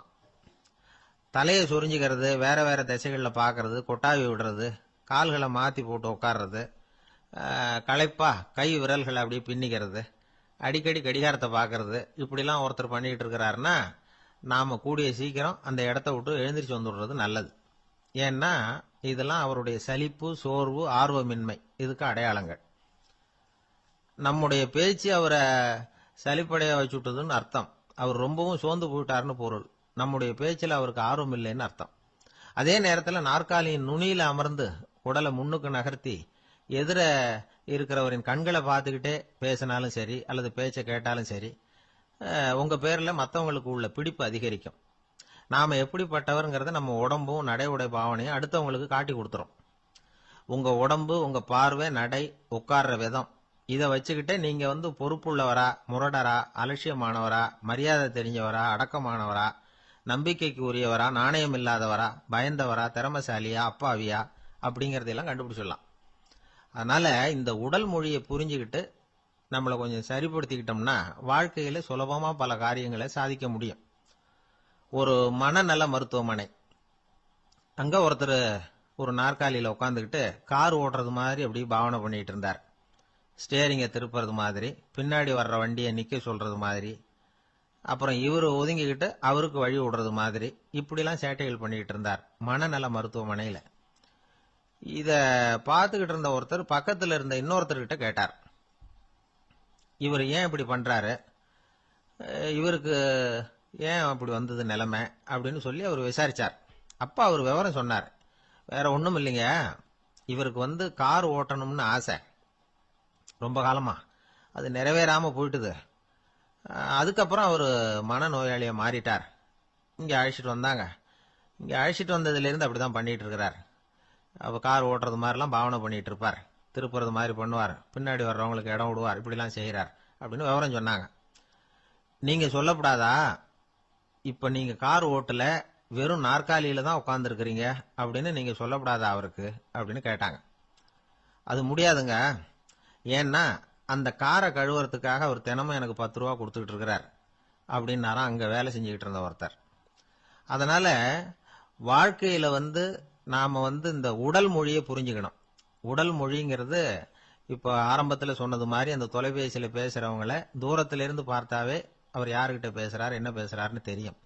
நம்ம முகத்தை நல்லா வச்சுக்கணும். உடல் மொழியை நம்ம புரிஞ்சுக்கிட்டு பயன்படுத்த ஆரம்பிச்சோம்னா எந்த முயற்சி பண்ணினாலும் அதுல வெற்றி நிச்சயம். ஒரு கடற்கரை ஓரம், அங்க ஒரு சின்ன கிராமம், அந்த கிராமத்துல ஒரு சின்ன பள்ளிக்கூடம். கடற்கரை ஓரத்துல உள்ள ஒரு விடுதியில ஓய்வுக்காக ஒருத்தர் தங்கி இருக்கிறார். பள்ளிக்கூடத்துல ஏதோ விழா நடக்கிறது மாதிரி தெரிஞ்சுது. உடனே அவர் அந்த பக்கமா வந்தார். இங்க என்ன நடக்குதுன்னு விசாரிச்சார். பள்ளி ஆண்டு விழா நடக்குதுன்னாங்க. உடனே போனார். கண்காட்சி ஒன்று வச்சிருந்தாங்க. உள்ள போய் பார்த்தார். பள்ளிக்கூடத்தில் படிக்கிற மாணவர்களை சொந்தமா தயார் பண்ண பொருள்களை காட்சிக்கு வச்சிருக்கிறாங்க. அந்த ஊர் மக்கள்லாம் அதை கூட்டம் கூட்டமா போய் பார்த்துக்கிட்டு இருக்கிறாங்க.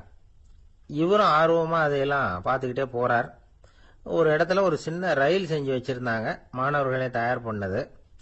மின்சாரத்தால் அது ஓடுறது மாதிரி பண்ணி வச்சிருந்தாங்க. அதுல ஒரு சின்ன பொத்தான் இருக்கும், அது அமுக்குனா ரயில் ஓடும், சுத்தி சுத்தி வரும்.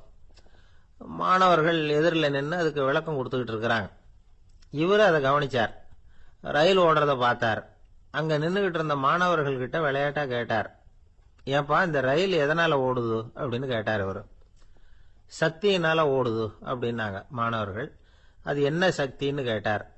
அதுக்கு பேரு மின்சாரம் அப்படின்னாங்க.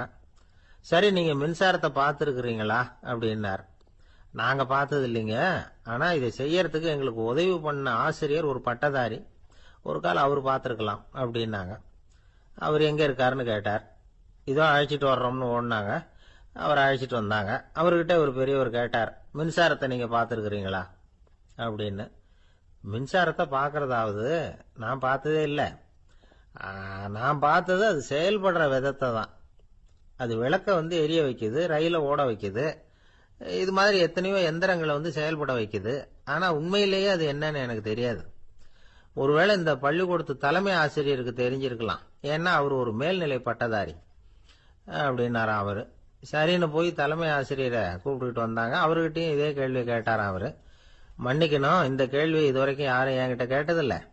சக்தியை யாரும் பார்க்க முடியாது, ஆனா அது செயல்படும் விதத்தை தான் பார்க்க முடியும் அப்படின்னாராம் அவரு. இப்போ இதுவரைக்கும் கேட்டுக்கிட்டு இருந்த பெரியவர் சிரிச்சார். சிரிச்சுட்டு சொன்னாராம், சரி அதுக்காக ஒன்றும் கவலைப்படாதீங்க, என்னுடைய பெயர் தாமஸ் ஆல்வா எடிசன் அப்படின்னாராம். இதை கேட்டதும் அங்க இருந்தவங்களுக்கெல்லாம் அதிர்ச்சி, ஆச்சரியம். என்னது, நீங்க தானா எடிசன்? நீங்க எவ்வளவு மின்சார கருவிகளை உண்டாக்கி இருக்கிறீங்க, நீங்களா இந்த கேள்வியை கேட்டது அப்படின்னாங்களாம். ஆமா, நான் தான் கேட்கிறேன், ஏன்னா நானே மின்சாரத்தை பார்த்தது கிடையாது அப்படின்னாராம் அவரு. அன்புங்கிறது இப்படிப்பட்டது தாங்கிறார் ஓஷோ. அன்புங்கிறது நம்ம உடற்கூறு அமைப்பில் இல்லை, அது நம்ம உடம்புல உள்ள சுத்த சக்தியின் வெளிப்பாடு. அதை உணரத்தான் முடியுமே தவிர பார்க்க முடியாது. அன்பே உன்னை நான் என் இருதயத்தில் வச்சிருக்கிறேன் அப்படின்னு எல்லாம் சொல்லுவான். இதெல்லாம் சும்மா. இது டாக்டர்கள் சொல்ற இருதயம் கிடையாது. அது ரத்தத்தை தள்ளுகிற ஒரு கருவி, அவ்வளவுதான். ஞானிகள் சொல்லுகிற இதயம் வேற, அது கண்ணுக்கு புலப்படாத ஒரு சக்தி. என்னுடைய இதயம் ரொம்ப விசாலமானது சார் அப்படின்னார் ஒருத்தர்.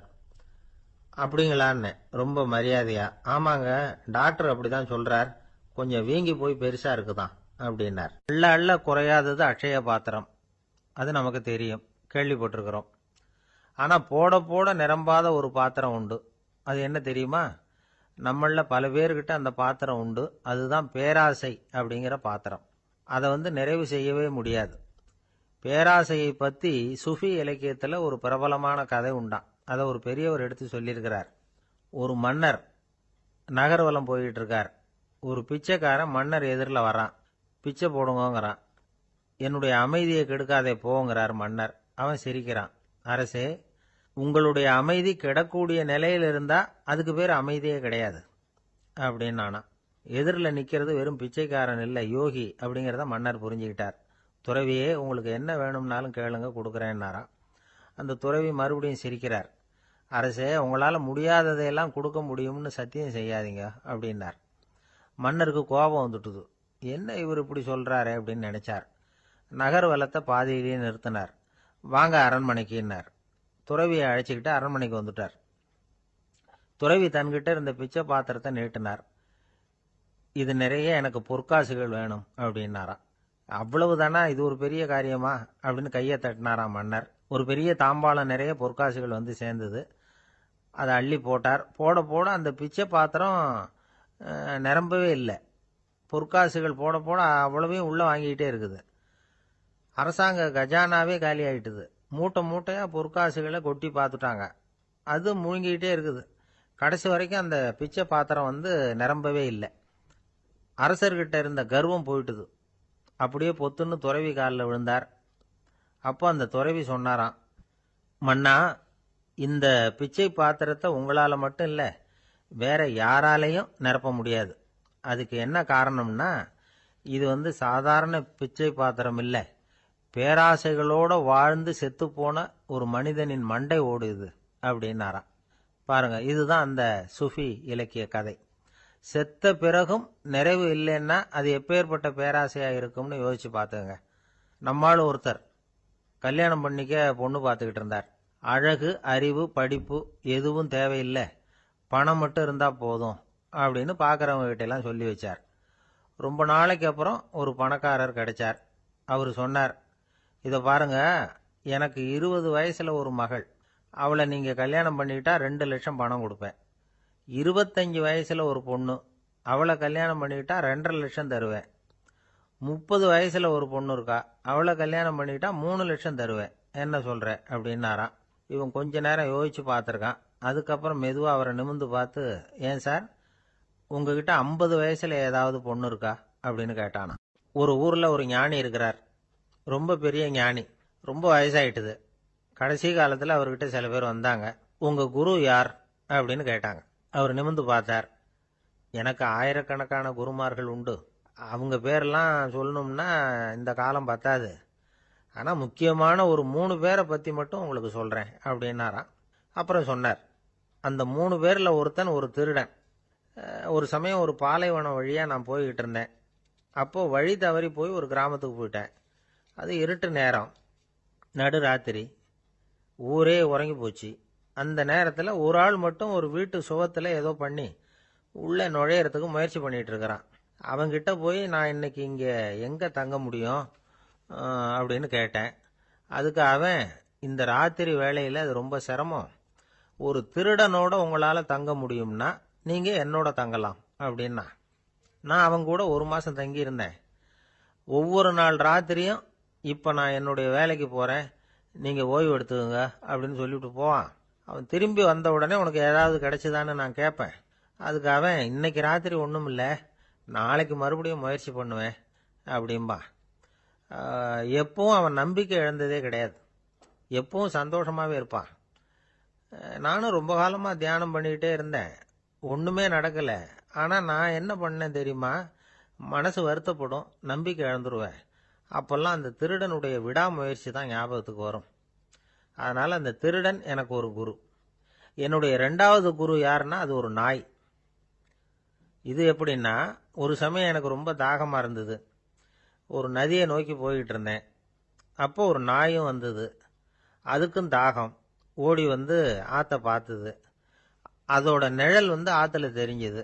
அதை பார்த்ததும் பயந்துட்டுது அது. அதாவது அது தன்னுடைய சொந்த உருவத்தையே கண்டு பயந்தது. அதை பார்த்து குறைக்குது, திரும்பி ஓடிச்சு. ஆனால் அதுக்கு தாகம் அதிகமாக இருந்ததுனால அது மறுபடியும் திரும்பி வந்தது. பார்த்தா மறுபடியும் தண்ணியில் நாயோட உருவம் தெரியுது. இப்படி சில தடவை பண்ணிச்சு. இருந்தாலும் கடைசியில் தண்ணியில் குதிச்சுட்டுது துணிஞ்சி. இப்படி குதித்த உடனே அதோட உருவமும் மறைஞ்சுட்டுது. இதை பார்த்தேன்.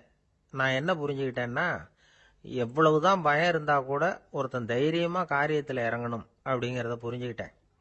இந்த போதனை அந்த நாய்கிட்ட இருந்து எனக்கு கிடைச்சிது. இது ஒன்று. அடுத்தது என்னுடைய 3வது குரு யாருன்னா அது ஒரு சின்ன குழந்தை. நான் ஒரு சமயம் ஒரு நகரத்துக்கு போனேன். அங்கே ஒரு குழந்தை எரிகிற மெழுகுவத்தி ஒன்று எடுத்துக்கிட்டு வந்தது. நான் அந்த குழந்தைய பார்த்து வேடிக்கையாக கேட்டேன், ஏன் பாப்பா இந்த மெழுகுவத்தியை நீயாவே கொளுத்துனியா அப்படின்னு கேட்டேன். ஆமான்னுது அந்த குழந்தை. சரி, இந்த மெழுகுவத்தி முன்னாடி எரியாமல் இருந்தது, இப்போ எரியுது. இந்த மெழுகுவத்திக்கு வெளிச்சம் எங்கேருந்து வந்தது? அதை எனக்கு காட்ட முடியுமா அப்படின்னு கேட்டேன் அந்த குழந்தைகிட்ட. இதுக்கு அந்த குழந்தை சிரிச்சுக்கிட்டு அந்த மெழுகுவத்தியை ஊதி அணைச்சுட்டுது. அதுக்கப்புறம் என்னை பார்த்து கேட்டுது, இப்போ இந்த மெழுகுவத்தியின் வெளிச்சம் போனதை பார்த்தீங்க இல்லையா, அது எங்கே போச்சுன்னு எனக்கு சொல்லுங்க அப்படின்னுது. அந்த குழந்தை இப்படி கேட்டதும் என்கிட்ட இருந்த ஆணவம் அழிஞ்சுட்டுது. நான் படித்ததெல்லாம் அந்த வினாடியில் சுக்கு நூறாக போயிட்டுது. என்னுடைய முட்டாள்தனத்தை நான் உணர்ந்தேன் அப்படின்னு இவ்வளவும் அந்த ஞானி விவரமாக சொன்னாராம். அதனால் நாம் இன்னார்கிட்ட இருந்து தான் இதை கற்றுக்கணுங்கிறது இல்லை, யாருக்கிட்டே இருந்தும் எதையும் கற்றுக்கலாம். நம்மால் ஒருத்தன் ஒரு நாய் வளர்த்துக்கிட்டு இருந்தான். அந்த நாய்க்கு வால் கிடையாது. யாரோ ஏற்கனவே வெட்டி எடுத்துட்டாங்க. இந்த நாய் தான் சார் எனக்கு குரு, அதுகிட்டே இருந்து கூட நான் பாடம் கற்றுக்கிட்டு இருக்கிறேன் அப்படின்னா. அப்படி என்ன கற்றுக்கிட்டேன் அந்த வால் இல்லாத நாய்கிட்டே இருந்து அப்படின்னு கேட்டோம். நாம் யாருக்கிட்டையும் வாலாட்டக்கூடாது அப்படிங்கிற பாடத்தை அதுகிட்டே இருந்து தான் நான் கற்றுக்கிட்டேன் அப்படின்னா. ஒரு தீக்குச்சி தீப்பெட்டியை பார்த்து கேட்டுதான், நாம் 2 பேரும் தானே உரசிக்கிறோம், ஆனால் நான் மட்டும் தீப்பிடிச்சி எரிஞ்சு போகிறேன், நீ அப்படியே இருக்கிறியே அப்படின்னு தான்.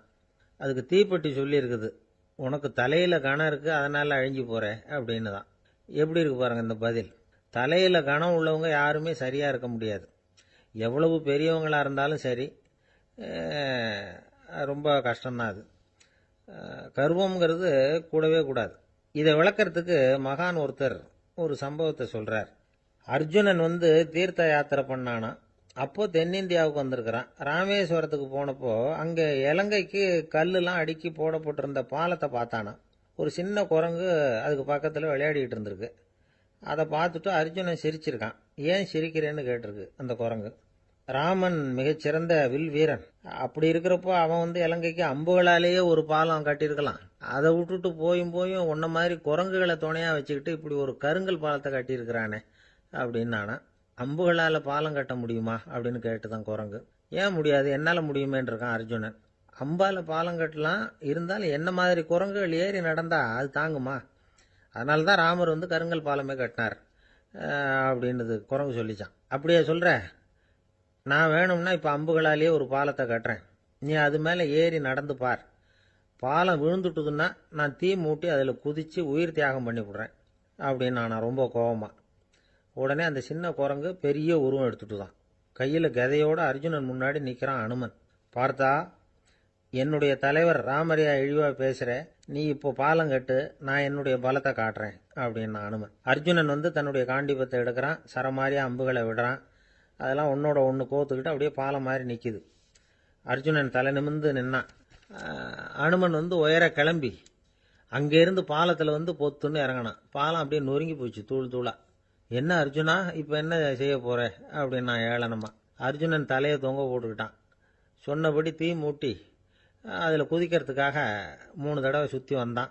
அப்போது கிருஷ்ணர் அங்கே வந்தார்.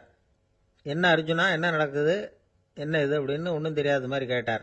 அர்ஜுனன் வாயை திறக்கிறதுக்கு முன்னாடி அனுமன் வாயை திறந்தான், நடந்ததை சொன்னான். அர்ஜுனன் சவால் விட்டபடி உயிர் திறந்தே ஆகணும்னா அனுமன். கிருஷ்ணர் யோசனை பண்ணார். நல்லது, இந்த சவால் விட்டதுக்கும் நடந்ததுக்கும் யார் சாட்சி? பெரியவர் ஒருத்தரை சாட்சியாக வச்சுக்கிட்டல்லவா நீங்கள் இந்த போட்டியை நடத்தியிருக்கணும் அப்படின்னார். அதனால் என்ன, இப்போ மறுபடியும் அந்த போட்டியை நடத்திவிட்டா போச்சு, என்னால் அந்த அம்பு பாலத்தை நொறுக்க முடியாதா அப்படின்னா அனுமன். சரி, இப்போ மறுபடியும் அது நடக்கட்டும்னார் கிருஷ்ணர். அர்ஜுனன் அம்பு பாலம் அமைச்சான். அனுமன் ஏறி குதிச்சான். பாலம் அசைஞ்சு கொடுக்கவே இல்லை, அவ்வளோ உறுதியாக இருக்குது. இப்போ அனுமன் தலையை குனிஞ்சுக்கிட்டான். அர்ஜுனன் நன்றியோடு நிமிர்ந்து பார்த்தான். கிருஷ்ணருடைய தோள்கள்லேயும் முதுகள்லேயும் ரத்தம். என்ன சுவாமி, என்ன நடந்ததுன்னு நான் பதறி போய், உன் அம்பு பாலத்தை நான் தான் முட்டு கொடுத்து தாங்கிட்டு இருந்தேன். அனுமன் குதிச்சப்போ என் மேலே ஏற்பட்ட காயங்கள் இவை. பின்ன உன்னுடைய அம்பு பலத்தினாலேயா பாலம் நின்றுதுன்னு நினைக்கிற அப்படின்னாராம். முதல்ல அர்ஜுனன், அப்புறம் அனுமன் 2 பேருக்குமே கர்வ பங்கம் ஆயிட்டு தான். அதாவது அவங்க கிட்ட இருந்த கர்வம் போயிட்டுது. யாரா இருந்தாலும் கர்வம் கூடாதுங்கிறத இதிலிருந்து நாம புரிஞ்சுக்கணும். இந்த காலத்துல நாமெல்லாம் எந்த விஷயத்துக்கெல்லாம் கர்வப்பட்டு இருக்கோம் தெரியுமா? 2 பெண்கள் தங்களுடைய கணவன்மார்களை பத்தி ரொம்ப பெருமையா பேசிக்கிட்டாங்களாம்.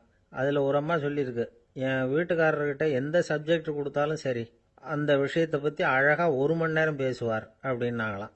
உடனே இன்னொரு அம்மா, அது என்ன பிரமாதம், என் வீட்டுக்காரருக்கு சப்ஜெக்டே தேவையில்லை, விஷயமே இல்லாம நாள் பூரா பேசிக்கிட்டு இருப்பார் அப்படின்னாங்களாம். பந்திக்கு முந்தர ஆசாமிகள் நம்மள பல பேர் உண்டு. அப்படி முந்தறதுக்கு கூட முயற்சி பண்றவங்க நிறைய பேர் இருக்கிறாங்க. இதுல என்ன ஒரு விஷயம்னா, பந்திக்கு முந்தறது கூட தப்பு இல்லை. ஆனா அப்படி ஒரு விருந்துல ஆளா போய் உட்காந்து சாப்பிட்டா கூட வெளியில வர்றப்ப என்ன பெரிய விருந்து வச்சுட்டான், சாம்பாரில் உப்பு இல்லை, ரசத்தில் காரம் இல்லை அப்படின்னு குறை சொல்லிகிட்டே வர்றது இருக்கு பாருங்க, அது சரியில்லை, நாகரிகமும் இல்லை. கல்யாண பத்திரிகையில் என்ன போட்டிருக்குது, என் பொண்ணுக்கும் இன்னார் பையனுக்கும் கல்யாணம், எல்லாரும் குடும்பத்தோடு வந்திருந்து மணமக்களை ஆசீர்வதிக்கணும், இப்படி தானே போட்டிருக்கோம். குடும்பத்தோடு விருந்து சாப்பிட்டு சாப்பாடு எப்படி இருக்குன்னு அபிப்பிராயம் சொல்லிவிட்டு போங்க அப்படின்னா போட்டிருக்கு கல்யாண பத்திரிகையில். ஒருத்தர் வீட்டு விசேஷத்துக்கு போயிருக்கோம்னா எவ்வளவோ அசௌகரியங்கள் நமக்கு ஏற்படலாம். ஏராளமான கூட்டம் வந்திருக்கும். எல்லாரையும் அவங்க தனித்தனியாக கவனிச்சுக்கிட்டு இருக்க முடியாது. நாம தான் அனுசரித்து நடந்துக்கணும். நாமளா போய் வாழ்த்த வேண்டியவங்களை வாழ்த்தி விட்டு சேரணும். அதை விட்டுட்டு பத்திரிக்கை கொடுத்தானேன்னு போனேன், கவனிப்பே சரியில்லை அப்படின்னு புலம்பிக்கிட்டு இருக்கக்கூடாது. ஒரு விருந்துக்கு போனால் அங்கே எப்படி நடந்துக்கணும் அப்படிங்கிறத பற்றி கூட அனுபவசாலிகள் சில விவரங்கள்லாம் சொல்லியிருக்கிறாங்க. இந்த காலத்தில் கல்யாணம், பிறந்த நாள், அது இதுன்னு நிறைய விருந்துகள் நடக்குது. அதெல்லாம் எதுக்காக? மனித உறவுகளை வளர்த்துக்கிறதுக்காக தான், வேற எதுக்கு? ஒரு விருந்துக்கு போனால் அமைதியாக பொறுமையாக போய் உட்காரணும். அடித்து பிடிச்சிக்கிட்டு இடத்த பிடிக்க போகிறேன் அப்படின்னு நிற்கக்கூடாது. முதல் பந்தி நடந்துக்கிட்டு இருந்தால் அது முடிஞ்சு இலை எடுத்து சுத்தம் பண்ணதுக்கு அப்புறம் போய் உட்கார்றது தான் நாகரீகம். இலை எடுக்கிறதுக்கு முன்னாடியே அங்கே போய் உட்காந்தா நல்லா இருக்காது. நீங்கள் சாப்பிட்டுட்டு உட்காந்துருக்கீங்களா, சாப்பிட்றதுக்கு உட்காந்துருக்கீங்களா, பார்க்குறவங்களுக்கு சந்தேகம் வந்துடும். அதே மாதிரி இலையில எல்லா ஐட்டமும் பரிமாறினதுக்கு அப்புறம் சாப்பிட ஆரம்பிக்கணும். ஒவ்வொரு ஐட்டமாக வைக்க வைக்க நாம் பாட்டுக்கு எடுத்து உள்ளே தள்ளிகிட்டே இருந்தோம்னா எதை வச்சோம் எதை வைக்கலன்னு பரிமாறினவரே குழம்பி போயிடுவார். ஏன்னா எப்போ பார்த்தாலும் இலை காலியாகவே இருக்கும். சாப்பிட்றப்போ உங்கள் சாப்பாட்டையே நீங்கள் கவனிக்கணும். அடுத்தவங்க இலையில என்ன இருக்குது, பக்கத்தில் இருக்கிறவர் எதை அதிகமாக சாப்பிட்றார், இதெல்லாம் நமக்கு என்னத்துக்கு? எல்லாரும் சாப்பிட்டு முடிக்கிற வரைக்கும் பொறுமையாக இருக்கிறது தான் நல்லது. நீங்கள் மட்டும் திடீர்னு பாதியில் எழுந்திரிச்சு பக்கத்தில் இருக்கிறவங்களுக்கு சங்கடமாக இருக்குமேங்கிறதெல்லாம் யோசிக்காமல் நீங்கள் பாட்டு எழுந்திரிச்சு போகக்கூடாது. பக்கத்தில் உள்ளவங்க உங்களை எழுந்திரிக்க சொன்னால் எழுந்திரிச்சு போகலாம். விருந்துகளில் சாப்பாட்டை வீணாக்கிறதே ஒரு நாகரிகமாக போட்டுது.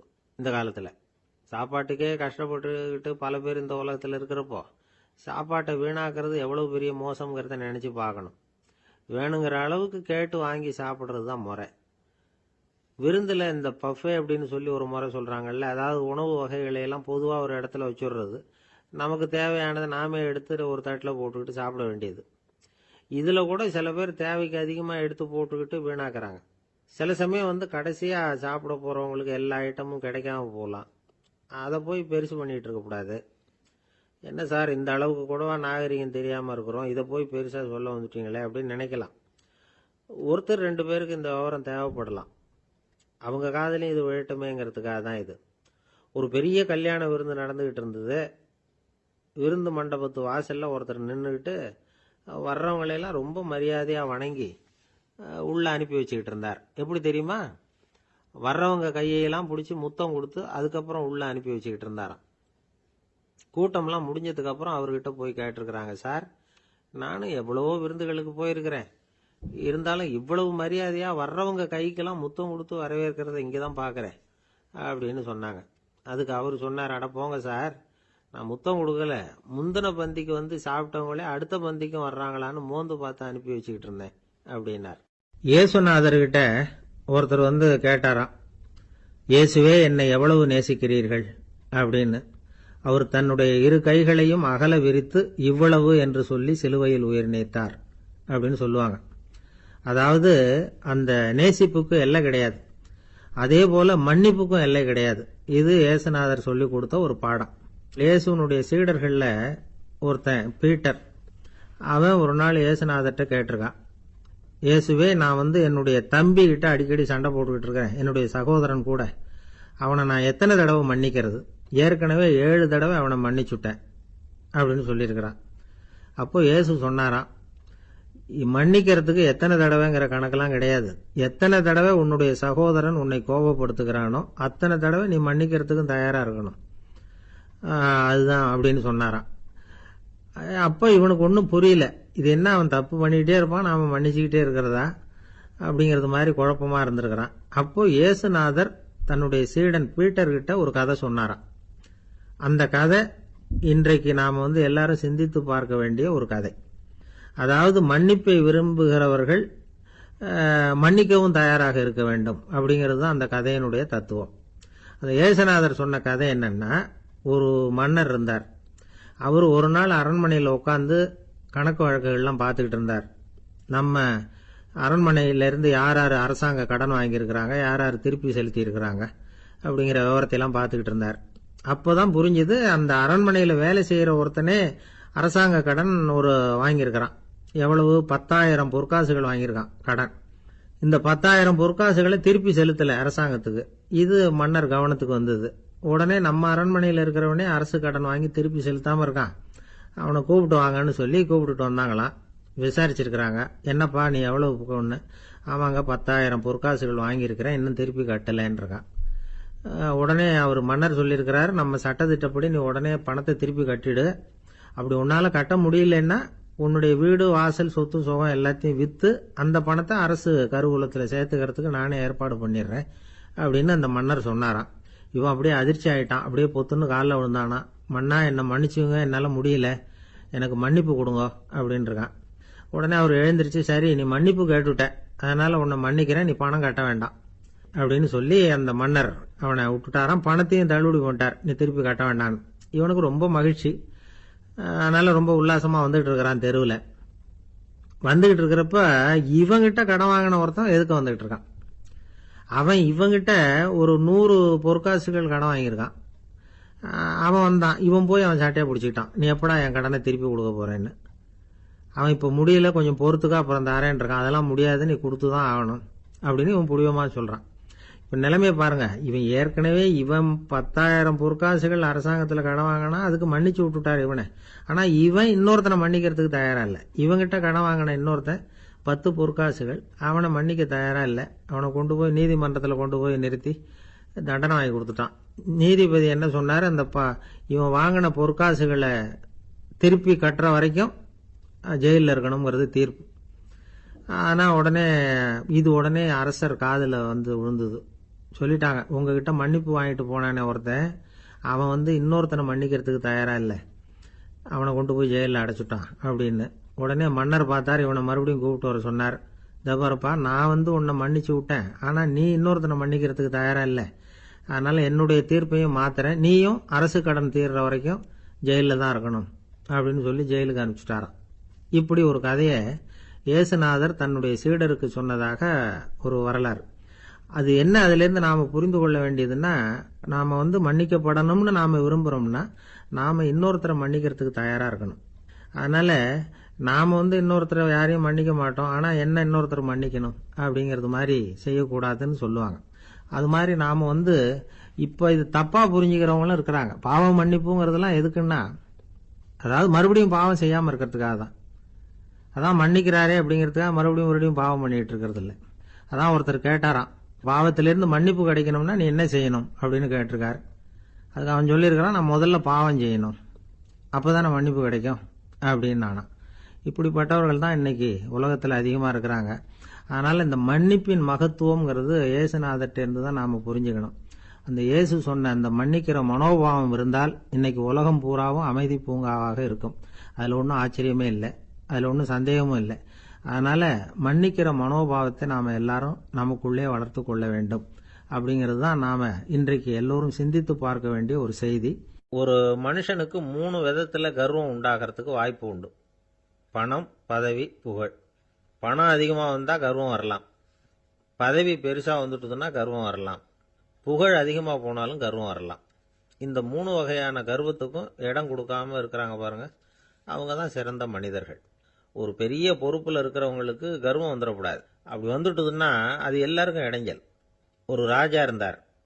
அவர் ஒரு நாள் தன்னுடைய தலைநகரத்தை சுற்றி வந்துகிட்டு இருந்தார். ஒரு இடத்துல ஒரு அழகான நிலத்தை பார்த்தார். ஆஹா, இந்த இடத்துல நமக்குன்னு ஒரு மாளிகையை கட்டினா எவ்வளவு நல்லா இருக்கும் அப்படின்னு நினைச்சார். ராஜா நினைச்சா அது முடியாத காரியமா? சரி, இந்த நிலம் யாருக்கு சொந்தம்னு விசாரிங்க அப்படின்னார் பக்கத்தில் இருந்தவங்க கிட்ட. அவங்கெல்லாம் ஓடி போய் விசாரிச்சாங்க. அந்த இடம் ஒரு வயசான கிழவிக்கு சொந்தம், வயசான அம்மாவுக்கு சொந்தமா. அந்த அம்மா தான் அதில் ஒரு குடிசையை போட்டு குடியிருந்துட்டு இருக்கிறாங்க. சரி, அந்த நிலத்துக்கு ஒரு விலையை நிர்ணயம் பண்ணி அதை அந்த வயசான அம்மா கிட்ட கொடுத்துருங்கோ அப்படின்னு உத்தரவு போட்டார் ராஜா. ஆனால் அந்த அம்மா, இது எங்கள் பூர்வீக இடம், இதை விற்க மாட்டேன் அப்படின்னு சொல்லிவிட்டுது. சரி, 2 பங்கு விலை கொடுக்குறோம்னு சொல்லி பாருங்க அப்படின்னாங்க. அப்படியே சொன்னாங்க அரண்மனை ஆட்கள். அதுக்கும் சம்மதிக்கலை அந்த அம்மா. இதை கேள்விப்பட்டதும் ராஜாவுக்கு கோபம் வந்துட்டுது. தன்னுடைய ஆளுங்களை கூப்பிட்டார். போய் அந்த குடிசையை பிரித்து எறிங்க, காசெல்லாம் ஒன்றும் கொடுக்காதீங்க அப்படின்னு கத்தினார். அவ்வளோதான். அடுத்த நிமிஷம் அரண்மனை ஆசாமிகள் போனாங்க, குடிசையை பிரித்து எரிஞ்சாங்க. அந்த வயசான அம்மா இருக்கு, அதுவும் அந்த இடத்த விட்டு துரத்தி விட்டாங்க. அந்த இடத்துல ஒரு அரச மாளிகையை கட்டி முடிச்சிட்டாங்க. அந்த வயசான அம்மா பாவம், ராஜாவே இப்படி பண்ணால் யாருக்கிட்ட போய் முறையிட முடியும்? ஒரு ஞானி இருந்தார், அவர்கிட்ட போய் சொன்னாங்க. அவரு இவங்க சொன்னதை கேட்டு மனசில் வச்சுக்கிட்டார். ஒரு நாள் அந்த ராஜாவே இந்த ஞானியை கூப்பிட்டார். புதுசாக ஒரு மாளிகை கட்டியிருக்கிறேன், வந்து பாருங்கன்னு. சரின்னு சொல்லி இந்த பெரியவர் ஒரு நாள் அந்த மாளிகைக்கு போனார். சும்மா போகல, ஒரு கழுதையையும் ஓட்டிகிட்டு போனார். கொஞ்சம் சாக்குகள், வெத்து சாக்கு, அதையும் எடுத்து கழுதை முதுகில் போட்டு கழுதையை ஓட்டிகிட்டு போகிறார்.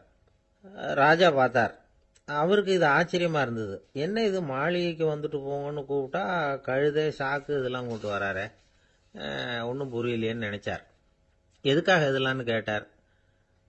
அரசருடைய தோட்டத்திலிருந்து கொஞ்சம் மண் எடுத்துகிட்டு போகிறதுக்கு ஆசைப்படுறேன், அதுக்கு நீங்கள் அனுமதி கொடுக்கணும் அப்படின்னாரு இவர். இது என்ன வேடிக்கையான கோரிக்கையாக இருக்குது அப்படின்னு நினைச்சார் ராஜா. இருந்தாலும் மண்ணு தானே கேட்குறாரு, எடுத்துகிட்டு போகட்டுமே அப்படின்னு நினைச்சார். சரின்னு அனுமதி கொடுத்தார். அந்த பெரியவர் தோட்டத்துக்கு போனார், மண்ணை வெட்டினார், சாக்கில் போட்டு நிரப்புனார். ராஜாவை கொஞ்சம் கிட்ட வாங்கன்னு கூப்பிட்டார். இந்த மண் மூட்டையை தூக்கி கழுதையோட முதுகில் வைக்கணும், கொஞ்சம் உதவி பண்ணுங்கன்னார். ஓ, பண்ணுறேனே அப்படின்னு சொல்லி ராஜா கிட்ட போனார். மூட்டையை தூக்கி பார்க்குறாரு, முடியல, திணறி போயிட்டார். இப்போ அந்த ஞானி பேசினாராம்.